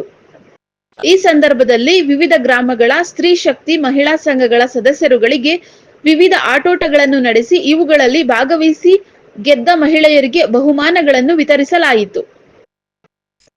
ವರದಿ Pradeep HE, NKS TV4 Tarikere. Lingadahalli ಗ್ರಾಮ ದೇವತೆ ಚಿಕ್ಕಮ್ಮ ದೇವಿಗೆ ವಿಶೇಷ ಹೋಮ ಹವನಗಳ ಪೂಜೆ. ಚಿಕ್ಕಮಗಳೂರು ಜಿಲ್ಲೆ ತರೀಕೆರೆ ತಾಲೂಕು 1,25,00,000 ರೂಗಳ ಅಂದಾಜು ವೆಚ್ಚದಲ್ಲಿ ಲಿಂಗದಹಳ್ಳಿ ಗ್ರಾಮದಲ್ಲಿ ನೂತನವಾಗಿ ನಿರ್ಮಾಣಗೊಂಡಿದ್ದ ಶ್ರೀ ಚಿಕ್ಕಮ್ಮ ದೇವಿಯ ದೇವಾಲಯ ಉದ್ಘಾಟನೆಯಾಗಿ 48 ದಿನಗಳು ಕಳೆದಿರುವ ಪ್ರಯುಕ್ತ ಶ್ರೀ ಚಿಕ್ಕಮ್ಮ ದೇವಿಗೆ ವಿಶೇಷ ಪೂಜೆ ಸಲ್ಲಿಸಿ ಆಗಮ ಶಾಸ್ತ್ರಿಗಳಾದ ಜಗನ್ನಾಥ ಭಟ್ಟರ ನೇತೃತ್ವದಲ್ಲಿ ವಿವಿಧ ಹೋಮ ಹವನಗಳನ್ನು ನಡೆಸಿ ಮುಂದಿನ ದಿನಗಳಲ್ಲಿ ನಾಡಿಗೆ ಉತ್ತಮ ಮಳೆ ಬೆಳೆಗಳಾಗಲೆಂದು ಪ್ರಾರ್ಥನೆ ಸಲ್ಲಿಸಲಾಯಿತು. ಈ ಸಂದರ್ಭದಲ್ಲಿ ಶ್ರೀ ಚಿಕ್ಕಮ್ಮ ದೇವಿ ದೇವಾಲಯ ಅಭಿವೃದ್ಧಿ ಸಮಿತಿಯ ಪದಾಧಿಕಾರಿಗಳು ಮತ್ತು ಲಿಂಗದಹಳ್ಳಿ, ಮಲ್ಲೇನಹಳ್ಳಿ, ಗುಳ್ಳದ ಮನೆ, ನಂದಿಬಟ್ಟಲು ಮುಂತಾದ ಗ್ರಾಮಗಳ ನೂರಾರು ಭಕ್ತಾದಿಗಳು ಹಾಜರಿದ್ದು ವಿವಿಧ ಪೂಜಾ ವಿಧಿ ವಿಧಾನಗಳಲ್ಲಿ ಪಾಲ್ಗೊಂಡಿದ್ದರು. ವರದಿ Pradeep HE, NKS TV4 Tarikere. Kalaburagi ಜಿಲ್ಲಾ ಹಿಂದೂ ಕಾರ್ಯಕರ್ತರಿಂದ ಬಸನಗೌಡ ಪಾಟೀಲ್ ಯತ್ನಾಳ್ ಬಿಜೆಪಿಯಿಂದ ಉಚ್ಚಾಟನೆ ಮಾಡಿರುವುದನ್ನು ಖಂಡಿಸಿ ಸರ್ದಾರ್ ವಲ್ಲಭಾಯಿ ಪಟೇಲ ವೃತ್ತದಲ್ಲಿ ಬೃಹತ್ ಪ್ರತಿಭಟನೆ. ಯತ್ನಾಳ್ ಅವರನ್ನು ಉಚ್ಚಾಟನೆ ಮಾಡಿರುವುದು ಹಿಂದೂಗಳಿಗೆ ನೋವುಂಟಾಗಿದೆ ಎಂದು ಮಾಲಾ ಕಣ್ಣಿ ಅವರು ಮಾತನಾಡಿದರು. ಕರ್ನಾಟಕದ ಹಿಂದೂ ಫೈರ್ ಬ್ರ್ಯಾಂಡ್ ಎಂದೇ ಪ್ರಸಿದ್ಧಿಯಾದ ಹಿಂದೂ ಹುಲಿ ನೇರ ದಿಟ್ಟ ಮಾತುಗಾರ ವಿಜಯಪುರದ ವಿಜಯಶಾಲಾ ದೇವಂತ ನಾಯಕ, ಕೇಂದ್ರ ಬಿಜೆಪಿ ಸರ್ಕಾರದ ಮಾಜಿ ಸಚಿವರು ಹಾಗೂ ವಿಜಯಪುರದ ಹಾಲಿ ಜನಪ್ರಿಯ ಶಾಸಕರು ಬಸನಗೌಡ ಆರ್ ಪಾಟೀಲ್ ಯತ್ನಾಳ್ ಅವರಿಗೆ ಬಿಜೆಪಿ ಪಕ್ಷದಿಂದ ಉಚ್ಚಾಟನೆ ಮಾಡಿರುವುದಕ್ಕೆ ಖಂಡಿಸಿ ಕಲಬುರಗಿ ಬಿಆರ್ಪಿ ಯತ್ನಾಳ ಗೌಡರ ಅಭಿಮಾನಿಗಳಿಂದ ಹಾಗೂ ಕಲಬುರಗಿ ಹಿಂದೂ ಕಾರ್ಯಕರ್ತರಿಂದ ಬೃಹತ್ ಪ್ರತಿಭಟನೆ ನಡೆಸಿದರು. ಇವತ್ತಿನ ದಿವಸ ಕಲಬುರಗಿಯಲ್ಲಿರುತ್ತಾರೆ ಎಲ್ಲ ಹಿಂದೂ ಪರ ಸಂಘಟನೆ ಆಗಿರ್ಬೋದು ಹಾಗೂ ಯತ್ನಾಳ್ಜಿಯವರ ಅಭಿಮಾನಿ ಬಳಗದ ವತಿಯಿಂದ ಇವತ್ತಿನ ದಿವಸ ನಾವು ಏನು ಸರ್ದಾರ್ ವಲ್ಲಭಾಯಿ ಪಟೇಲ್ ವೃತ್ತದಲ್ಲಿ ಬೃಹತ್ ಪ್ರತಿಭಟನೆ ಮಾಡಿದೆವು. ಯಾಕಪ್ಪ ಅಂದ್ರೆ ಇವತ್ತಿನ ದಿವಸ ಏನು ಯತ್ನಾಳ್ಜಿಯವರನ್ನ ಏನು ಉಚ್ಚಾಟನೆ ಮಾಡಿರಲ್ಲ ಅದನ್ನು ವಿರೋಧಿಸಿ ಇವತ್ತಿನ ದಿವಸ ನಾವು ಸರ್ದಾರ್ ವಲ್ಲಭಾಯಿ ಪಟೇಲ್ ವೃತ್ತದಿಂದ ಇದು ಜಿಲ್ಲಾಧಿಕಾರಿ ಕಚೇರಿದು ಪ್ರತಿಭಟನೆ ಮಾಡುವ ಮೂಲಕ ಆಗಮಿಸಿ ಇದರ ಇವತ್ತಿನ ದಿವಸ ಅಧ್ಯಕ್ಷತೆ ವಹಿಸಿದಂಥ ನಮ್ಮ ಮಾಶಾಳದ ಕೇದಾರ ಶ್ರೀಗಳು ಇವತ್ತಿನ ದಿವಸ ಆಗಮಿಸಿದ್ರು. ಅದೇ ರೀತಿಯಾಗಿ ಕಲಬುರಗಿಯ ಎಲ್ಲ ಹಿಂದೂ ಪರ ಯಾವುದೇ ಭೇದ ಭಾವ ಇಲ್ಲದೆ ಇವತ್ತಿನ ದಿವಸ ಏನು ಈ ಹೋರಾಟದಲ್ಲಿ ಆಗಮಿಸಿದ್ರು. ಈ ನಮ್ಮ ಉದ್ದೇಶ ಒಂದೇ, ಏನಪ್ಪ ಅಂದರೆ ಇವತ್ತಿನ ದಿವಸ ಯತ್ನಾಳ್ಜಿಯವರನ್ನು ಏನು ಪಕ್ಷದಿಂದ ಹೊರಗೆ ಹಾಕ್ಯಾರ, ಯಾವುದೇ ಒಂದು ಮುಲಾಜಿ ಇಲ್ಲದೆ ಮತ್ತೆ ಅವರನ್ನು ಭವ್ಯವಾಗಿ ಸ್ವಾಗತ ಮಾಡಿಕೊಳ್ಬೇಕು ಬಿಜೆಪಿಗೆ. ಅದೇ ರೀತಿಯಾಗಿ ನಮ್ಮ ಇನ್ನೊಂದು ಬೇಡಿಕೆ ಏನಪ್ಪ ಅಂದರೆ ಅವರನ್ನು ಬರಮಾಡಿಕೊಂಡ ನಂತರ ಅವರನ್ನು ರಾಜ್ಯ ಅಧ್ಯಕ್ಷರನ್ನಾಗಿ ಮಾಡಬೇಕು ಅಥವಾ ವಿರೋಧ ಪಕ್ಷ ನಾಯಕರನ್ನಾಗಿ ಕೂಡ ಮಾಡಬೇಕಂತ ಇವತ್ತಿನ ದಿವಸ ನಾವು ಬೇಡಿಕೆ ಇಟ್ಟಿದ್ದೀವಿ. ಮುಂದಿನ ದಿವಸ ಇದು ಯಾವುದು ನಡೆದೇ ಹೊರದಲ್ಲಿ ಇವತ್ತಿನ ದಿವಸ ಅವರನ್ನು ವಾಪಸ್ ಮತ್ತೆ ಮಳೆ ಪಕ್ಷಕ್ಕೆ ಕರೆದುಕೊಡ್ಲಿಲ್ಲಪ್ಪ ಅಂದ್ರೆ ನಾವು ಮುಂದಿನ ದಿವಸ ಕಲಬುರಗಿ ಎಲ್ಲ ಹಿಂದೂ ಪರ ಸಂಘಟನೆಗಳು ರಕ್ತದಿಂದ ಏನು ಸಹಿ ಸಂಗ್ರಹ ಮಾಡುವ ಮೂಲಕ ಮೋದಿಯವರಿಗೂ JP ನಡ್ಡಾ ಅವರಿಗೆ ರಾಷ್ಟ್ರೀಯ ನಾಯಕರು ಎಲ್ಲರಿಗೂ ಕೂಡ ಪತ್ರ ರವಾನೆ ಮಾಡ್ತೀವಿ. ಅದಕ್ಕೂ ಕೂಡ ಬಗ್ಲಿಲ್ಲಪ್ಪ ಅಂದರೂ ಕೂಡ ಮುಂದಿನ ದಿವಸ ಗುಲ್ಬರ್ಗದಲ್ಲಿರುವ ಬಿಜೆಪಿ ಜಿಲ್ಲಾ ಕಚೇರಿಗೆ ಮುತ್ತಿಗೆ ಹಾಕುವಂಥ ಕೆಲಸ ಕೂಡ ನಾವು ಹಿಂದೂ ಪರ ಸಂಘಟನೆ ಮಾಡಬೇಕಾಗ್ತದೆ. ಇದಕ್ಕೆ ಯಾವುದೇ ಅವಕಾಶ ಮಾಡಿಕೊಳ್ಳಾರ್ದೇನೆ ದಯವಿಟ್ಟು ರಾಷ್ಟ್ರೀಯ ನಾಯಕರು ದಯವಿಟ್ಟು ಅವರನ್ನು ಮತ್ತೆ ಯತ್ನಾಳ್ಜಿಯವರನ್ನು ವಾಪಸ್ ಬಿಜೆಪಿಗೆ ಬರಮಾಡ್ಕೊಳ್ಬೇಕಂತ ಇವತ್ತಿನ ದಿವಸ ಸಮಸ್ತ ಕಲಬುರಗಿ ಹಿಂದೂ ಪರ ಹೋರಾಟಗಾರರ ವತಿಯಿಂದ ಮನವಿ ಮಾಡ್ಕೊಳ್ತಾ ಇದ್ದೀವಿ. ಎಲ್ಲರಿಗೂ ನಮಸ್ಕಾರ. ಇವತ್ತಿನ ದಿನ ನಮ್ಮ ಕಲಬುರಗಿ ಜಿಲ್ಲೆಯಲ್ಲಿ ಸ್ವಲ್ಪ ಜೋರಾಗಿ ಹೇಳ್ರಿ. ಎಲ್ಲ ಹಿಂದೂ ಕಾರ್ಯಕರ್ತರಿಂದ ಹಾಗೂ ಯತ್ನಾಳಗೌಡರ ಅಭಿಮಾನಿಗಳ ವತಿಯಿಂದ ಹಮ್ಮಿಕೊಂಡಿರ್ತಕ್ಕಂಥ ಈ ಬೃಹತ್ ಪ್ರತಿಭಟನೆಯೊಳಗೆ ನಾವೆಲ್ಲರೂ ಕೂಡ ಕಾರ್ಯಕರ್ತರಿದ್ದೀವಿ. ಹಾಗೆ ನಮ್ಮ ಮಠಾಧೀಶರಿದ್ದಾರೆ. ನಿಜವಾಗಲೂ ಕೂಡ ಬಹಳ ನೋವು ಉಂಟಾಗಿದೆ. ಏನು ಅಂತಂದ್ರೆ ಇವತ್ತಿನ ದಿನ ಒಂದು ಹಿಂದೂ ಧರ್ಮಕ್ಕೆ ಜೀವವನ್ನು ಮುಡುಪಾಗಿಟ್ಟು ಇವತ್ತಿನ ದಿವಸ ಏನಂತಂದರೆ ಯತ್ನಾಳಗೌಡರು ಎಲ್ಲ ಕಡೆ ಹೋರಾಟವನ್ನು ಮಾಡ್ತಾರೆ. ಯಾರಿಗೆ ಏನೇ ಆದರೂ ಕೂಡ ಹಿಂದೂ ಧರ್ಮ ಅಂತ ಬಂದಾಗ ಸನಾತನ ಧರ್ಮದ ರಕ್ಷಣೆಗೆ ಬಂದು ನಿಲ್ತಾರೆ.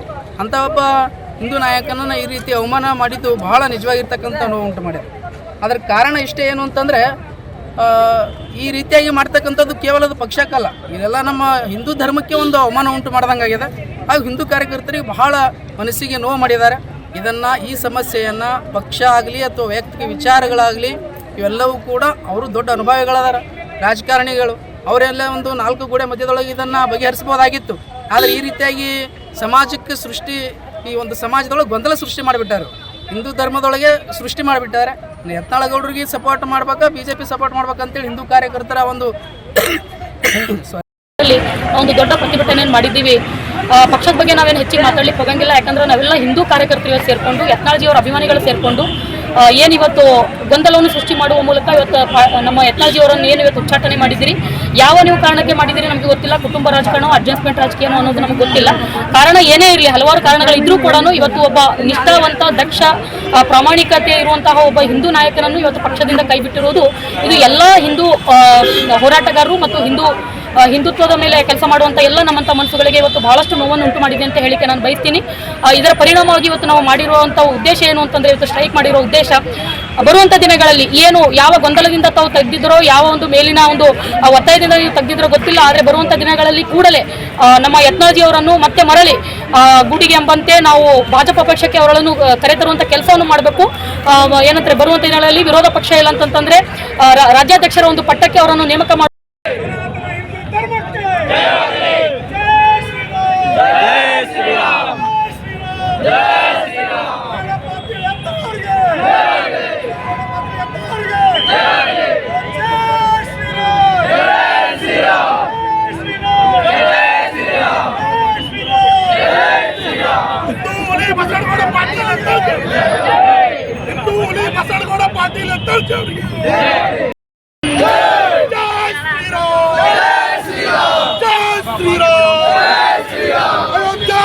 ಶ್ರೀರಾಮಚಂದ್ರ की हनुमान की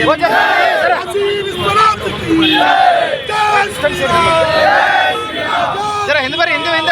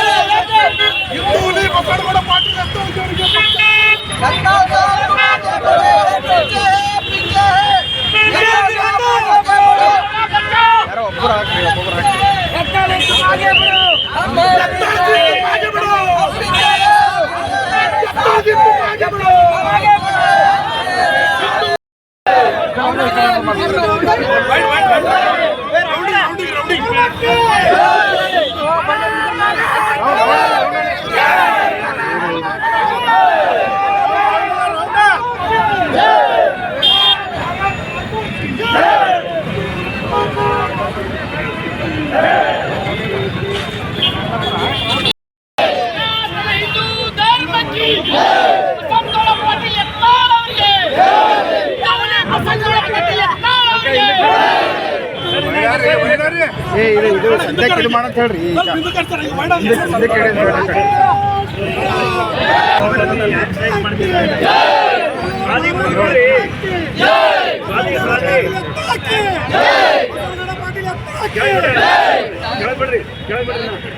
जी तुम आगे बढ़ो, हम तुम्हारे साथ हैं। जी तुम आगे बढ़ो, हम तुम्हारे साथ हैं। हिंदू बसवनगौड़ पार्टी लेता जल्दी ಹಿಂದ್ ಬರ್ರಿ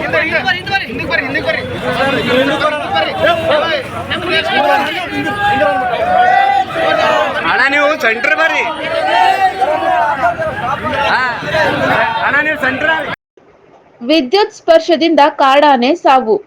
ಚಿಕ್ಕಮಗಳೂರು ಜಿಲ್ಲೆ ತರೀಕೆರೆ ತಾಲೂಕು ಭದ್ರಾ ಅಭಯಾರಣ್ಯದ ಬಿ ಗುರುಪುರ ಗ್ರಾಮದ ಬಳಿ ಭಾನುವಾರ ರಾತ್ರಿಯಷ್ಟೇ ಆನೆ ದಾಳಿಯಿಂದ ರೈತರೊಬ್ಬರ ಸಾವು ನಡೆದ ಒಂದು ದಿನದ ಅಂತರದಲ್ಲಿ ಭದ್ರಾ ಅಭಯಾರಣ್ಯ ತಣಿಗೆಬೈಲು ವಲಯಾರಣ್ಯದ ಬದಿಯಲ್ಲಿರುವ ಸಂಧ್ಯಾ ಕಾಫಿ ತೋಟದ ಸರಹದ್ದಿನ ಮೂಲಕ ನಂದಿಗಾವೆ ದಂಡುಬಿಟ್ಟಹಾರ ಗ್ರಾಮಗಳಿಗೆ ವಿದ್ಯುತ್ ಸಂಪರ್ಕ ಕಲ್ಪಿಸಲು ಅಳವಡಿಸಲಾಗಿದ್ದ ವಿದ್ಯುತ್ ಮಾರ್ಗಕ್ಕೆ ತಗುಲಿ 35 ವರ್ಷ ಪ್ರಾಯದ ಗಂಡಾನೆಯೊಂದು ಮೃತಪಟ್ಟಿರುವ ಘಟನೆ ಮಂಗಳವಾರ ಬೆಳಗಿನ ಜಾವ ನಡೆದಿದೆ. ಸಂಧ್ಯಾ ಕಾಫಿ ತೋಟದಲ್ಲಿನ ಹಲಸಿನ ಮರದ ಹಣ್ಣುಗಳನ್ನು ತಿನ್ನುವ ಸಲುವಾಗಿ ಮರದ ಬಳಿಗೆ ಬಂದಿದ್ದ ಕಾಡಾನೆ ಹಲಸಿನ ಮರದ ಬದಿಯಲ್ಲೇ ಇದ್ದ ವಿದ್ಯುತ್ ಕಂಬಕ್ಕೆ ಸವರಿ ವಿದ್ಯುತ್ ಕಂಬ ಮುರಿದು ಹೋದ ಕಾರಣ ನೆಲಕ್ಕೆ ಬಿದ್ದ ವಿದ್ಯುತ್ ತಂತಿ ಸ್ಪರ್ಶಿಸಿ ಕಾಡಾನೆ ಸಾವನ್ನು ಅಪ್ಪಿರಬಹುದೆಂದು ಅಂದಾಜಿಸಲಾಗಿದ್ದು, ವಿಷಯ ತಿಳಿದ ತಕ್ಷಣ ಭದ್ರಾ ವನ್ಯಜೀವಿ ತಣಿಗೆಬೈಲು ವಿಭಾಗದ ವಲಯ ಅರಣ್ಯಾಧಿಕಾರಿ ಸುಧಾಕರ್ ನಾಯಕ್, ಎಸಿಎಫ್ ಸಂತೋಷ್ ಸಾಗರ್, ಲಿಂಗದಹಳ್ಳಿ ಆರಕ್ಷಕ ಠಾಣಾಧಿಕಾರಿ ಶಶಿಕುಮಾರ್, ಲಿಂಗದಹಳ್ಳಿ ಮೆಸ್ಕಾಂ ವಿಭಾಗದ ಇಂಜಿನಿಯರ್ ತಿಪ್ಪೇಶ್ ಮತ್ತು ಸಿಬ್ಬಂದಿ ವರ್ಗದವರು ಸ್ಥಳಕ್ಕೆ ಆಗಮಿಸಿ ಸ್ಥಳ ಪರಿಶೀಲನೆ ನಡೆಸಿ ಪ್ರಕರಣ ದಾಖಲಿಸಿಕೊಂಡಿದ್ದಾರೆ. ಹಲಸಿನ ಹಣ್ಣಿನ ಆಸೆಗಾಗಿ ಬೇಸಿಗೆ ಸಮಯದಲ್ಲಿ ಕಾಡಾನೆಗಳು ಗ್ರಾಮಸ್ಥರು ಮತ್ತು ರೈತರುಗಳ ಜಮೀನುಗಳಿಗೆ ದಾಳಿ ಮಾಡಿ ಹಲಸಿನ ಹಣ್ಣು ಮತ್ತು ಮಾವಿನ ಹಣ್ಣುಗಳನ್ನು ತಿನ್ನುವುದು ಸರ್ವೇ ಸಾಮಾನ್ಯವಾದುದಾಗಿದ್ದು, ಹಲಸಿನ ಹಣ್ಣನ್ನು ತಿನ್ನುವ ಭರದಲ್ಲಿ ಪಕ್ಕದಲ್ಲೇ ಇದ್ದ ವಿದ್ಯುತ್ ಮಾರ್ಗಕ್ಕೆ ಬಳಸಲಾಗಿದ್ದ ಕಂಬದ ಮೇಲೆ ಬಿದ್ದಿರುವ ಕಾರಣ ವಿದ್ಯುತ್ ತಂತಿಗೆ ಸಿಲುಕಿ ಆನೆ ಸಾವನ್ನಪ್ಪಿರುವುದು ದುರದೃಷ್ಟಕರವಾದುದಾಗಿದೆ ಎಂದು ರಾಜಕುಮಾರ್ ಧೂಪದಖಾನ್ ಗ್ರಾಮಸ್ಥರು ಹೇಳಿದರು. ವರದಿ ಪ್ರದೀಪ್ ಹೆಚ್ಚಿ, NKS TV4 ತರೀಕೆರೆ. ಕಳಪೆ ಗುಣಮಟ್ಟದ ತೊಗರಿ ಬೇಳೆ ಏಜೆನ್ಸಿ ವಿರುದ್ಧ ಕ್ರಮಕ್ಕೆ ಸೂಚನೆ. ಏಜೆನ್ಸಿಯೊಂದಿಗೆ ಹೊಂದಾಣಿಕೆ ಇಟ್ಟುಕೊಳ್ಳಬೇಡಿ. ಶಾಲೆಗಳಿಗೆ ಕಳಪೆ ಗುಣಮಟ್ಟದ ತೊಗರಿಬೇಳೆ ಪೂರೈಕೆ ಮಾಡುತ್ತಿರುವ ಏಜೆನ್ಸಿ ವಿರುದ್ಧ ಕ್ರಮ ಕೈಗೊಳ್ಳಬೇಕು ಎಂದು ಜಿಲ್ಲಾ ಉಸ್ತುವಾರಿ ಸಚಿವ ಕೆ ವೆಂಕಟೇಶ್ ಅಧಿಕಾರಿಗಳಿಗೆ ಸೂಚಿಸಿದರು. ನಗರದ ಜಿಲ್ಲಾಡಳಿತ ಭವನದ ಜಿಲ್ಲಾ ಪಂಚಾಯಿತಿ ನೂತನ ಕೆಡಿಪಿ ಸಭಾಂಗಣದಲ್ಲಿ ಆಯೋಜಿಸಿದ್ದ ತ್ರೈಮಾಸಿಕ ಕೆಡಿಪಿ ಪ್ರಗತಿ ಪರಿಶೀಲನಾ ಸಭೆಯಲ್ಲಿ ಅಧ್ಯಕ್ಷತೆ ವಹಿಸಿ ಮಾತನಾಡಿದರು. ಕಳೆದ ಸಭೆಯಲ್ಲಿ ಚರ್ಚೆಯಾದಂತಹ ಶಾಲೆಗೆ ಕಳಪೆ ಗುಣಮಟ್ಟದ ಬೇಳೆ ಪೂರೈಕೆ ಸಂಬಂಧ ಜಿಲ್ಲಾ ಮಟ್ಟದ ಗುಣಮಟ್ಟ ಪರಿಶೀಲನಾ ಸಮಿತಿ ಪರಿಶೀಲಿಸಿದ್ದು ಗುಣಮಟ್ಟದಿಂದ ಕೂಡಿರುವುದಾಗಿ ಅಸೈನರ್ ಅವರು ನೀಡಿದ ಟೆಸ್ಟ್ ರಿಪೋರ್ಟ್ ಖಚಿತಪಡಿಸಿದೆ ಎಂದು ಅಕ್ಷರ ದಾಸೋಹ ಕಾರ್ಯಕ್ರಮದ ಶಿಕ್ಷಣಾಧಿಕಾರಿ ರೇವಣ್ಣ ತಿಳಿಸಿದರು. ಇದಕ್ಕೆ ಪ್ರತಿಕ್ರಿಯಿಸಿದ ಕೆ ವೆಂಕಟೇಶ್, ಕಳೆದ ಸಭೆಯಲ್ಲಿ ಬೇಳೆ ಗುಣಮಟ್ಟ ಚೆನ್ನಾಗಿಲ್ಲ ಎಂದು ಒಪ್ಪಿಕೊಂಡಿದ್ದೀರಾ? ಅವರು ಹೇಗೆ ಚೆನ್ನಾಗಿದೆ ಅಂತ ಸರ್ಟಿಫಿಕೇಟ್ ಕೊಟ್ಟರು ಎಂದು ಪ್ರಶ್ನಿಸಿದರು. ಶಾಲೆ ತೊಗರಿ ಬೇಳೆ ಸರಬರಾಜು ಮಾಡುವ ಏಜೆನ್ಸಿಯೊಂದಿಗೆ ಯಾವುದೇ ಅಡ್ಜಸ್ಟ್ಮೆಂಟ್ ಇಟ್ಟುಕೊಳ್ಳದೆ ಅಲ್ಲದೆ ಗುಣಮಟ್ಟದ ಬೇಳೆ ವಿತರಣೆಯಾಗಬೇಕು. ಈ ಸಂಬಂಧ ಸರಬರಾಜುದಾರರಿಗೆ ನೋಟಿಸ್ ನೀಡಿ ಕ್ರಮ ವಹಿಸಬೇಕು ಎಂದು ಸೂಚಿಸಿದರು. ಶಾಸಕ ಎಆರ್ ಕೃಷ್ಣಮೂರ್ತಿ ಮಾತನಾಡಿ, ಬೇಳೆ ಸರಬರಾಜು ಮಾಡುತ್ತಿರುವ ಏಜೆನ್ಸಿಯವರನ್ನು ರಕ್ಷಣೆ ಮಾಡಬಾರದು ಎಂದು ಚಾಟಿ ಬೀಸಿದರು. ಜಿಲ್ಲೆಯಲ್ಲಿ ನಡೆಯುತ್ತಿರುವ ಜಲಜೀವನ್ ಮಿಷನ್ ಯೋಜನೆಯ ಕಾಮಗಾರಿಯನ್ನು ಅಧಿಕಾರಿಗಳು ಪರಿಶೀಲಿಸಿ ಆನಂತರ ಹಸ್ತಾಂತರಿಸಿಕೊಳ್ಳಬೇಕು ಎಂದು ಜಿಲ್ಲಾ ಉಸ್ತುವಾರಿ ಸಚಿವ ಕೆ ವೆಂಕಟೇಶ್ ಸೂಚನೆ ನೀಡಿದರು. ನಗರದ ಜಿಲ್ಲಾಡಳಿತ ಭವನದ ಜಿಲ್ಲಾ ಪಂಚಾಯಿತಿ ನೂತನ ಕೆಡಿಪಿ ಸಭಾಂಗಣದಲ್ಲಿ ಆಯೋಜಿಸಿದ್ದ ತ್ರೈಮಾಸಿಕ ಕೆಡಿಪಿ ಪ್ರಗತಿ ಪರಿಶೀಲನಾ ಸಭೆಯಲ್ಲಿ ಮಾತನಾಡಿದರು. ಜೆಜೆಎಂ ಬಗ್ಗೆ ಸಾಕಷ್ಟು ದೂರುಗಳು ಬರುತ್ತಿವೆ. ತಾಲೂಕು ಪಂಚಾಯಿತಿ ಇಒಗಳು ಕಡ್ಡಾಯವಾಗಿ ಕಾಮಗಾರಿಯನ್ನು ಪರಿಶೀಲಿಸಬೇಕು. ಜೊತೆಗೆ ಪಿಡಿಒಗಳಿಗೂ ಸೂಚನೆ ನೀಡಬೇಕು. ಕಾಮಗಾರಿ ಸರಿಯಾಗಿ ಮಾಡಿಲ್ಲದಿದ್ದರೆ ಹಸ್ತಾಂತರ ಮಾಡಿಸಿಕೊಳ್ಳಬಾರದು ಎಂದರು. ಶಾಸಕ ಎಆರ್ ಕೃಷ್ಣಮೂರ್ತಿ ಮಾತನಾಡಿ, ಜೆಜೆಎಂ ಕಾಮಗಾರಿ ಮಾಡಿದ ಕಡೆಗಳಲ್ಲಿ ಪೈಪ್ಗಳು ಒಡೆದು ಹೋಗಿ ಜನರಿಗೆ ತೊಂದರೆಯಾಗುತ್ತಿದೆ. ಸಿಸಿ ರಸ್ತೆ ಅಗೆದು 2 ಅಡಿ ಪೈಪ್ ಅಳವಡಿಕೆ ಮಾಡುತ್ತಿಲ್ಲ. ಅಲ್ಲದೆ ಹಲವು ಕಡೆಗಳಲ್ಲಿ ಕಾಮಗಾರಿಯನ್ನು ನಿಲ್ಲಿಸಲಾಗಿದೆ ಎಂದರು. ಜಿಲ್ಲಾ ಪಂಚಾಯಿತಿ ಸಿಇಒ ಮೌನಾ ರೋತ್ ಮಾತನಾಡಿ, 3-4 ಗ್ರಾಮ ಪಂಚಾಯಿತಿಗಳಲ್ಲಿ ಜೆಜೆಎಂ ಕಾಮಗಾರಿಗಳ ಬಗ್ಗೆ ದೂರುಗಳು ಬಂದಿವೆ. ಪರಿಶೀಲಿಸಿ ಸೂಕ್ತ ಕ್ರಮ ಜರುಗಿಸಲಾಗುವುದು ಎಂದರು. ಅರಣ್ಯ ದಂಚಿನಲ್ಲಿ ಸಾಗುವಳಿ ಮಾಡುವ ರೈತರಿಗೆ ಅರಣ್ಯ ಇಲಾಖೆಯ ಅಧಿಕಾರಿಗಳು ತೊಂದರೆ ಕೊಡುತ್ತಾರೆ. ಆದರೆ ಆಂಧ್ರ, ಕೇರಳದಿಂದ ಬಂದು ಸಾಗುವಳಿ ಮಾಡುತ್ತಿರುವವರಿಗೆ ಯಾವುದೇ ರೀತಿಯ ಒಕ್ಕಲೆಬ್ಬಿಸುತ್ತಿಲ್ಲ. ಅವರು 300ರಿಂದ 400 ಎಕರೆ ಜಮೀನು ಹೊಂದಿದ್ದಾರೆ. ಬಡ ರೈತರಿಗೆ ಯಾಕೆ ಕಾನೂನು ಕೇಳುತ್ತೀರಾ? ಸಾಗುವಳಿದಾರರಿಗೆ ಅವಕಾಶ ಕಲ್ಪಿಸಬೇಕು ಎಂದು ಶಾಸಕ ಎಆರ್ ಕೃಷ್ಣಮೂರ್ತಿ ಅರಣ್ಯ ಅಧಿಕಾರಿಗಳಿಗೆ ಸೂಚಿಸಿದರು. ಸಭೆಯಲ್ಲಿ ಶಾಸಕರಾದ HM Ganesh Prasad, doctor Thimmaiah, guarantee ಯೋಜನೆಗಳ ಅನುಷ್ಠಾನ ಪ್ರಾಧಿಕಾರದ ರಾಜ್ಯ ಉಪಾಧ್ಯಕ್ಷೆ ಡಾಕ್ಟರ್ ಪುಷ್ಪಾ ಅಮರನಾಥ್, ಕಾಡಾ ಅಧ್ಯಕ್ಷ ಪಿ ಮರಿಸ್ವಾಮಿ, ಚೂಡಾ ಅಧ್ಯಕ್ಷ ಮೊಹಮ್ಮದ್ ಅಸ್ಟರ್, ಜಿಲ್ಲಾ ಗ್ಯಾರಂಟಿ ಯೋಜನೆಗಳ ಅನುಷ್ಠಾನ ಪ್ರಾಧಿಕಾರದ ಅಧ್ಯಕ್ಷ ಎಚ್.ವಿ. ಚಂದ್ರು, ಸದಸ್ಯರಾದ ಮಹದೇವಣ್ಣ, ಕೆಡಿಪಿ ಸದಸ್ಯ ಸೈಯದ್ ಮುಸಾಯಿದ್, ಜಿಲ್ಲಾಧಿಕಾರಿ ಶಿಲ್ಪಾನಾಥ್, ಜಿಲ್ಲಾ panchayat CEO Mounarath, SP doctor BT Kavitha ಸೇರಿದಂತೆ ಜಿಲ್ಲಾ ಮಟ್ಟದ ಅಧಿಕಾರಿಗಳು ಭಾಗವಹಿಸಿದ್ರು. ವರದಿ ಹೋಮ ನಂಜುಂಡ ನಾಯಕ, NKS TV4, ಚಾಮರಾಜನಗರ. ಮಕ್ಕಳಿಗೆ ಬೇರೆ ಮಕ್ಕಳು ಹೌದು ಅದೆಲ್ಲ ಅಡ್ಜಸ್ಟ್ಮೆಂಟ್ ವ್ಯವಹಾರ ಮಾಡಬೇಕು. ಇಲ್ಲ ಇಲ್ಲ ಸರ್, ಈ ಸಾರಿ ರಿಜೆಕ್ಟ್ ಮಾಡಿದ್ವಿ ಸರ್. ಅದು ಮಕ್ಕಳು ಕೊಡೋದು ಕೊಡೋದು ನೀವು ಹೆಚ್ಚು ಜವಾಬ್ದಾರಿ ತಗೊಂಡು ನೀವು ಕೆಲಸ ಮಾಡ್ಬೋದು.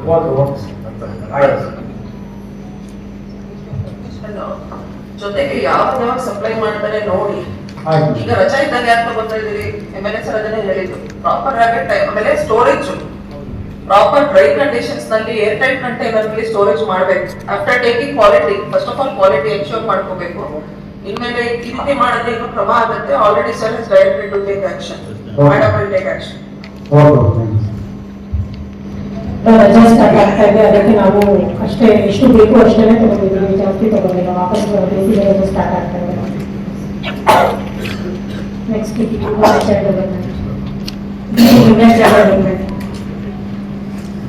ಮುಂದೆ ಬನ್ನಿ. ಮಹಿಳಾ ಮತ್ತು ಮಕ್ಕಳ ಕಲ್ಯಾಣ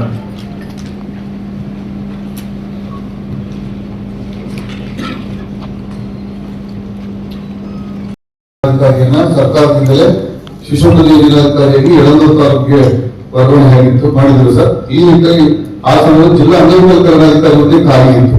ಹಾಗಾಗಿ ಅದು ಸಮಾನಾಂತರ ಹುದ್ದೆ ಅಂತೇಳಿ ಅದನ್ನ ಪ್ರಭಾವವನ್ನ 19 ನಾವು ವಹಿಸಿದ್ವಿ sir.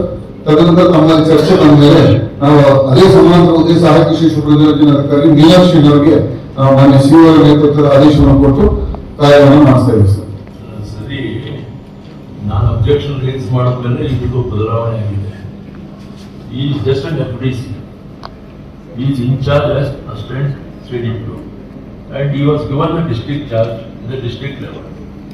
While proposing from the district office to the CEO to appoint him in charge, ನೀವು ನೋಡ್ಬೇಕಲ್ವ ಗಣತಗಳನ್ನ ಸರ್. ಸರ್ಕಾರದಿಂದ ನೋಡ್ರಿ, ನೀವು ಅದೇ ವಾದ ಮಾಡೋದು ನಾವು ಒಪ್ಪೋದಿಲ್ಲ. ಈ ಜಸ್ಟ್ ಅನ್ FDC ಅಂತ ಹೇಳಿದೀನಿ ಮೊದಲನೇ ಪದ. ಈ was placed as assistant CDPO, ನನಗೂ ಗೊತ್ತಿರಲಿಲ್ಲ. ಆನಂತರ ಈ was placed as incharge district officer. ನೀವೇನು ಹೇಳಿದ್ರೆ ನಾನು ರೇಸ್ ಮಾಡಿದ್ಮೇಲೆ ನೀವು ಈಗ ಅದನ್ನು ಬದಲಾವಣೆ ಮಾಡಿ CO ಹೊಸ ಆದೇಶ ಮಾಡಿ ಸಮಾನಾಂತರ ಹುದ್ದೆಯಾಧಿಕಾರಿ ಆಗ್ತಿದ್ದೀರ. While proposing from the district office, concerned district office to the district heads, ನೋಡಿ ಪರಿಶ್ರಮ ಮಾಡಿ ಅಂತ ತಂದ್ರೆ ಪ್ರಸ್ತಾಪ ಮಾಡಿದ್ದೀವಿ. ಸರಿ sir, you corrected it. Yes, sir. ಮುಂದಕ್ಕೆ ಹಿಂಗೆ ಮಾಡಬೇಡಿ, ಯಾವುದೇ ಡಿಪಾರ್ಟ್ಮೆಂಟ್ ಅಧಿಕಾರಿ. Okay sir, thank you sir. Please. Next. N ನರಸಿಂಹಮೂರ್ತಿಯವರಿಗೆ ಗೌರವ ಡಾಕ್ಟರೇಟ್. ನಿಸ್ವಾರ್ಥ ಸಮಾಜ ಸೇವೆಗೆ ಸಿಕ್ಕ ಪ್ರಶಸ್ತಿ. Telecom employee and others housing welfare ಟ್ರಸ್ಟ್ನ ಅಧ್ಯಕ್ಷರಾಗಿ ಕಾರ್ಯನಿರ್ವಹಿಸುತ್ತಿರುವ ಎನ್ ನರಸಿಂಹಮೂರ್ತಿ ಅವರಿಗೆ ಗೌರವ ಡಾಕ್ಟರೇಟ್ ದೊರೆತ ಹಿನ್ನೆಲೆ telecom employees and others housing welfare ಟ್ರಸ್ಟ್ನ ಎಲ್ಲ ಪದಾಧಿಕಾರಿಗಳು ಹಾಗೂ ಹಿತೈಷಿಗಳು ಸಂತಸ ವ್ಯಕ್ತಪಡಿಸಿದ್ದಾರೆ. ಮುಖ್ಯವಾಗಿ ಸರ್ಕಾರಿ ಶಾಲೆಗಳಲ್ಲಿ ವಿದ್ಯಾಭ್ಯಾಸ ಮಾಡುವ ಮಕ್ಕಳು ಯಾವ ಖಾಸಗಿ ಶಾಲೆಗಳಿಗೂ ಕಡಿಮೆ ಇರಬಾರದು ಎನ್ನುವ ದೃಷ್ಟಿಯಿಂದ ಅವರಿಗೆ ಅಗತ್ಯವಿರುವ ಸೌಕರ್ಯಗಳನ್ನು ಒದಗಿಸುವ ಮೂಲಕ ಸಾರ್ವಜನಿಕರ ಮೆಚ್ಚುಗೆಗೆ ಪಾತ್ರರಾಗಿದ್ದಾರೆ. ಸರ್ಕಾರಿ ಶಾಲಾ ಮಕ್ಕಳಿಗೆ ನೋಟ್ ಪುಸ್ತಕ, ಯೂನಿಫಾರ್ಮ್ಗಳು, ಬ್ಲೇಸರ್ಗಳು ಸೇರಿದಂತೆ ಸರ್ಕಾರಿ ಶಾಲಾ ಮಕ್ಕಳಿಗೆ ಅನುಕೂಲವಾಗುವಂತೆ ಆಟದ ಸಾಮಗ್ರಿಗಳು, ಊಟ ಮಾಡಲು ತಟ್ಟೆ, ಲೋಟ, ಶುದ್ಧ ನೀರು ಕುಡಿಯಲು ವಾಟರ್ ಪ್ಯೂರಿಫೈ ಸೇರಿದಂತೆ ಹಲವಾರು ಅನಾಥಾಶ್ರಮ, ದೇವಾಲಯಗಳು ಹಾಗೂ ಇನ್ನಿತರ ಸಂಸ್ಥೆಗಳಿಗೆ ಅನುಕೂಲಗಳನ್ನು ಮಾಡಿಕೊಟ್ಟಿದ್ದಾರೆ. ಇನ್ನು ಅದೆಷ್ಟೋ ಪ್ರತಿಭಾವಂತ ವಿದ್ಯಾರ್ಥಿಗಳಿಗೆ ಉನ್ನತ ಶಿಕ್ಷಣಕ್ಕಾಗಿ ಸಹಾಯ ಮಾಡಿರುವ ಇವರು ಹಲವಾರು ಸಮಾಜ ಸೇವೆಯ ಕಾರ್ಯಗಳಲ್ಲಿ ತನ್ನನ್ನು ತಾನು ತೊಡಗಿಸಿಕೊಂಡಿರುವುದನ್ನು ಗುರುತಿಸಿರುವಂತಹ Asia international culture research university ಇವರಿಗೆ ಗೌರವ ಡಾಕ್ಟರೇಟ್ ನೀಡಿ ಗೌರವಿಸಿದೆ. ಈಗಾಗಲೇ ಹಲವಾರು ಪ್ರಶಸ್ತಿಗಳನ್ನು ಹಲವಾರು ಸಂಸ್ಥೆಗಳಿಂದ ಪಡೆದುಕೊಂಡಿರುವ ಡಾಕ್ಟರ್ ಎನ್ ನರಸಿಂಹಮೂರ್ತಿಯವರು ಮುಂಬರುವ ದಿನಗಳಲ್ಲಿ ಸಮಾಜಕ್ಕೆ ಇನ್ನಷ್ಟು ತನ್ನದೇ ಆದ ಸೇವೆ ಸಲ್ಲಿಸಿ ಉಳ್ಳವರು ಇಂಥವರಿಂದ ಸ್ಫೂರ್ತಿ ಪಡೆಯಲಿ ಎನ್ನುವ ದೃಷ್ಟಿಯಿಂದ telecom employees and others housing welfare ಟ್ರಸ್ಟ್ನ ಎಲ್ಲ ಪದಾಧಿಕಾರಿಗಳು ಸಂಸ್ಥೆಯ ಅಧ್ಯಕ್ಷರಾದ ಡಾಕ್ಟರ್ ಎನ್ ನರಸಿಂಹಮೂರ್ತಿ ಅವರಿಗೆ ಹಾರ ತುರಾಯಿಗಳನ್ನು ಹಾಕಿ ಸಿಹಿ ತಿನ್ನಿಸಿ ಸನ್ಮಾನಿಸಿ ಸಂಭ್ರಮಿಸಿದ್ದಾರೆ. ಇದಿಷ್ಟು ಈ ದಿನದ ಪ್ರಮುಖ ಸುದ್ದಿಗಳ ನ್ಯೂಸ್ ಬುಲೆಟಿನ್. ನಿರಂತರ ಸುದ್ದಿಗಾಗಿ ನೋಡ್ತಾ ಇರಿ NKS TV4. ಇದು ನಿರಂತರ ಕಾರ್ಯಪಡೆ.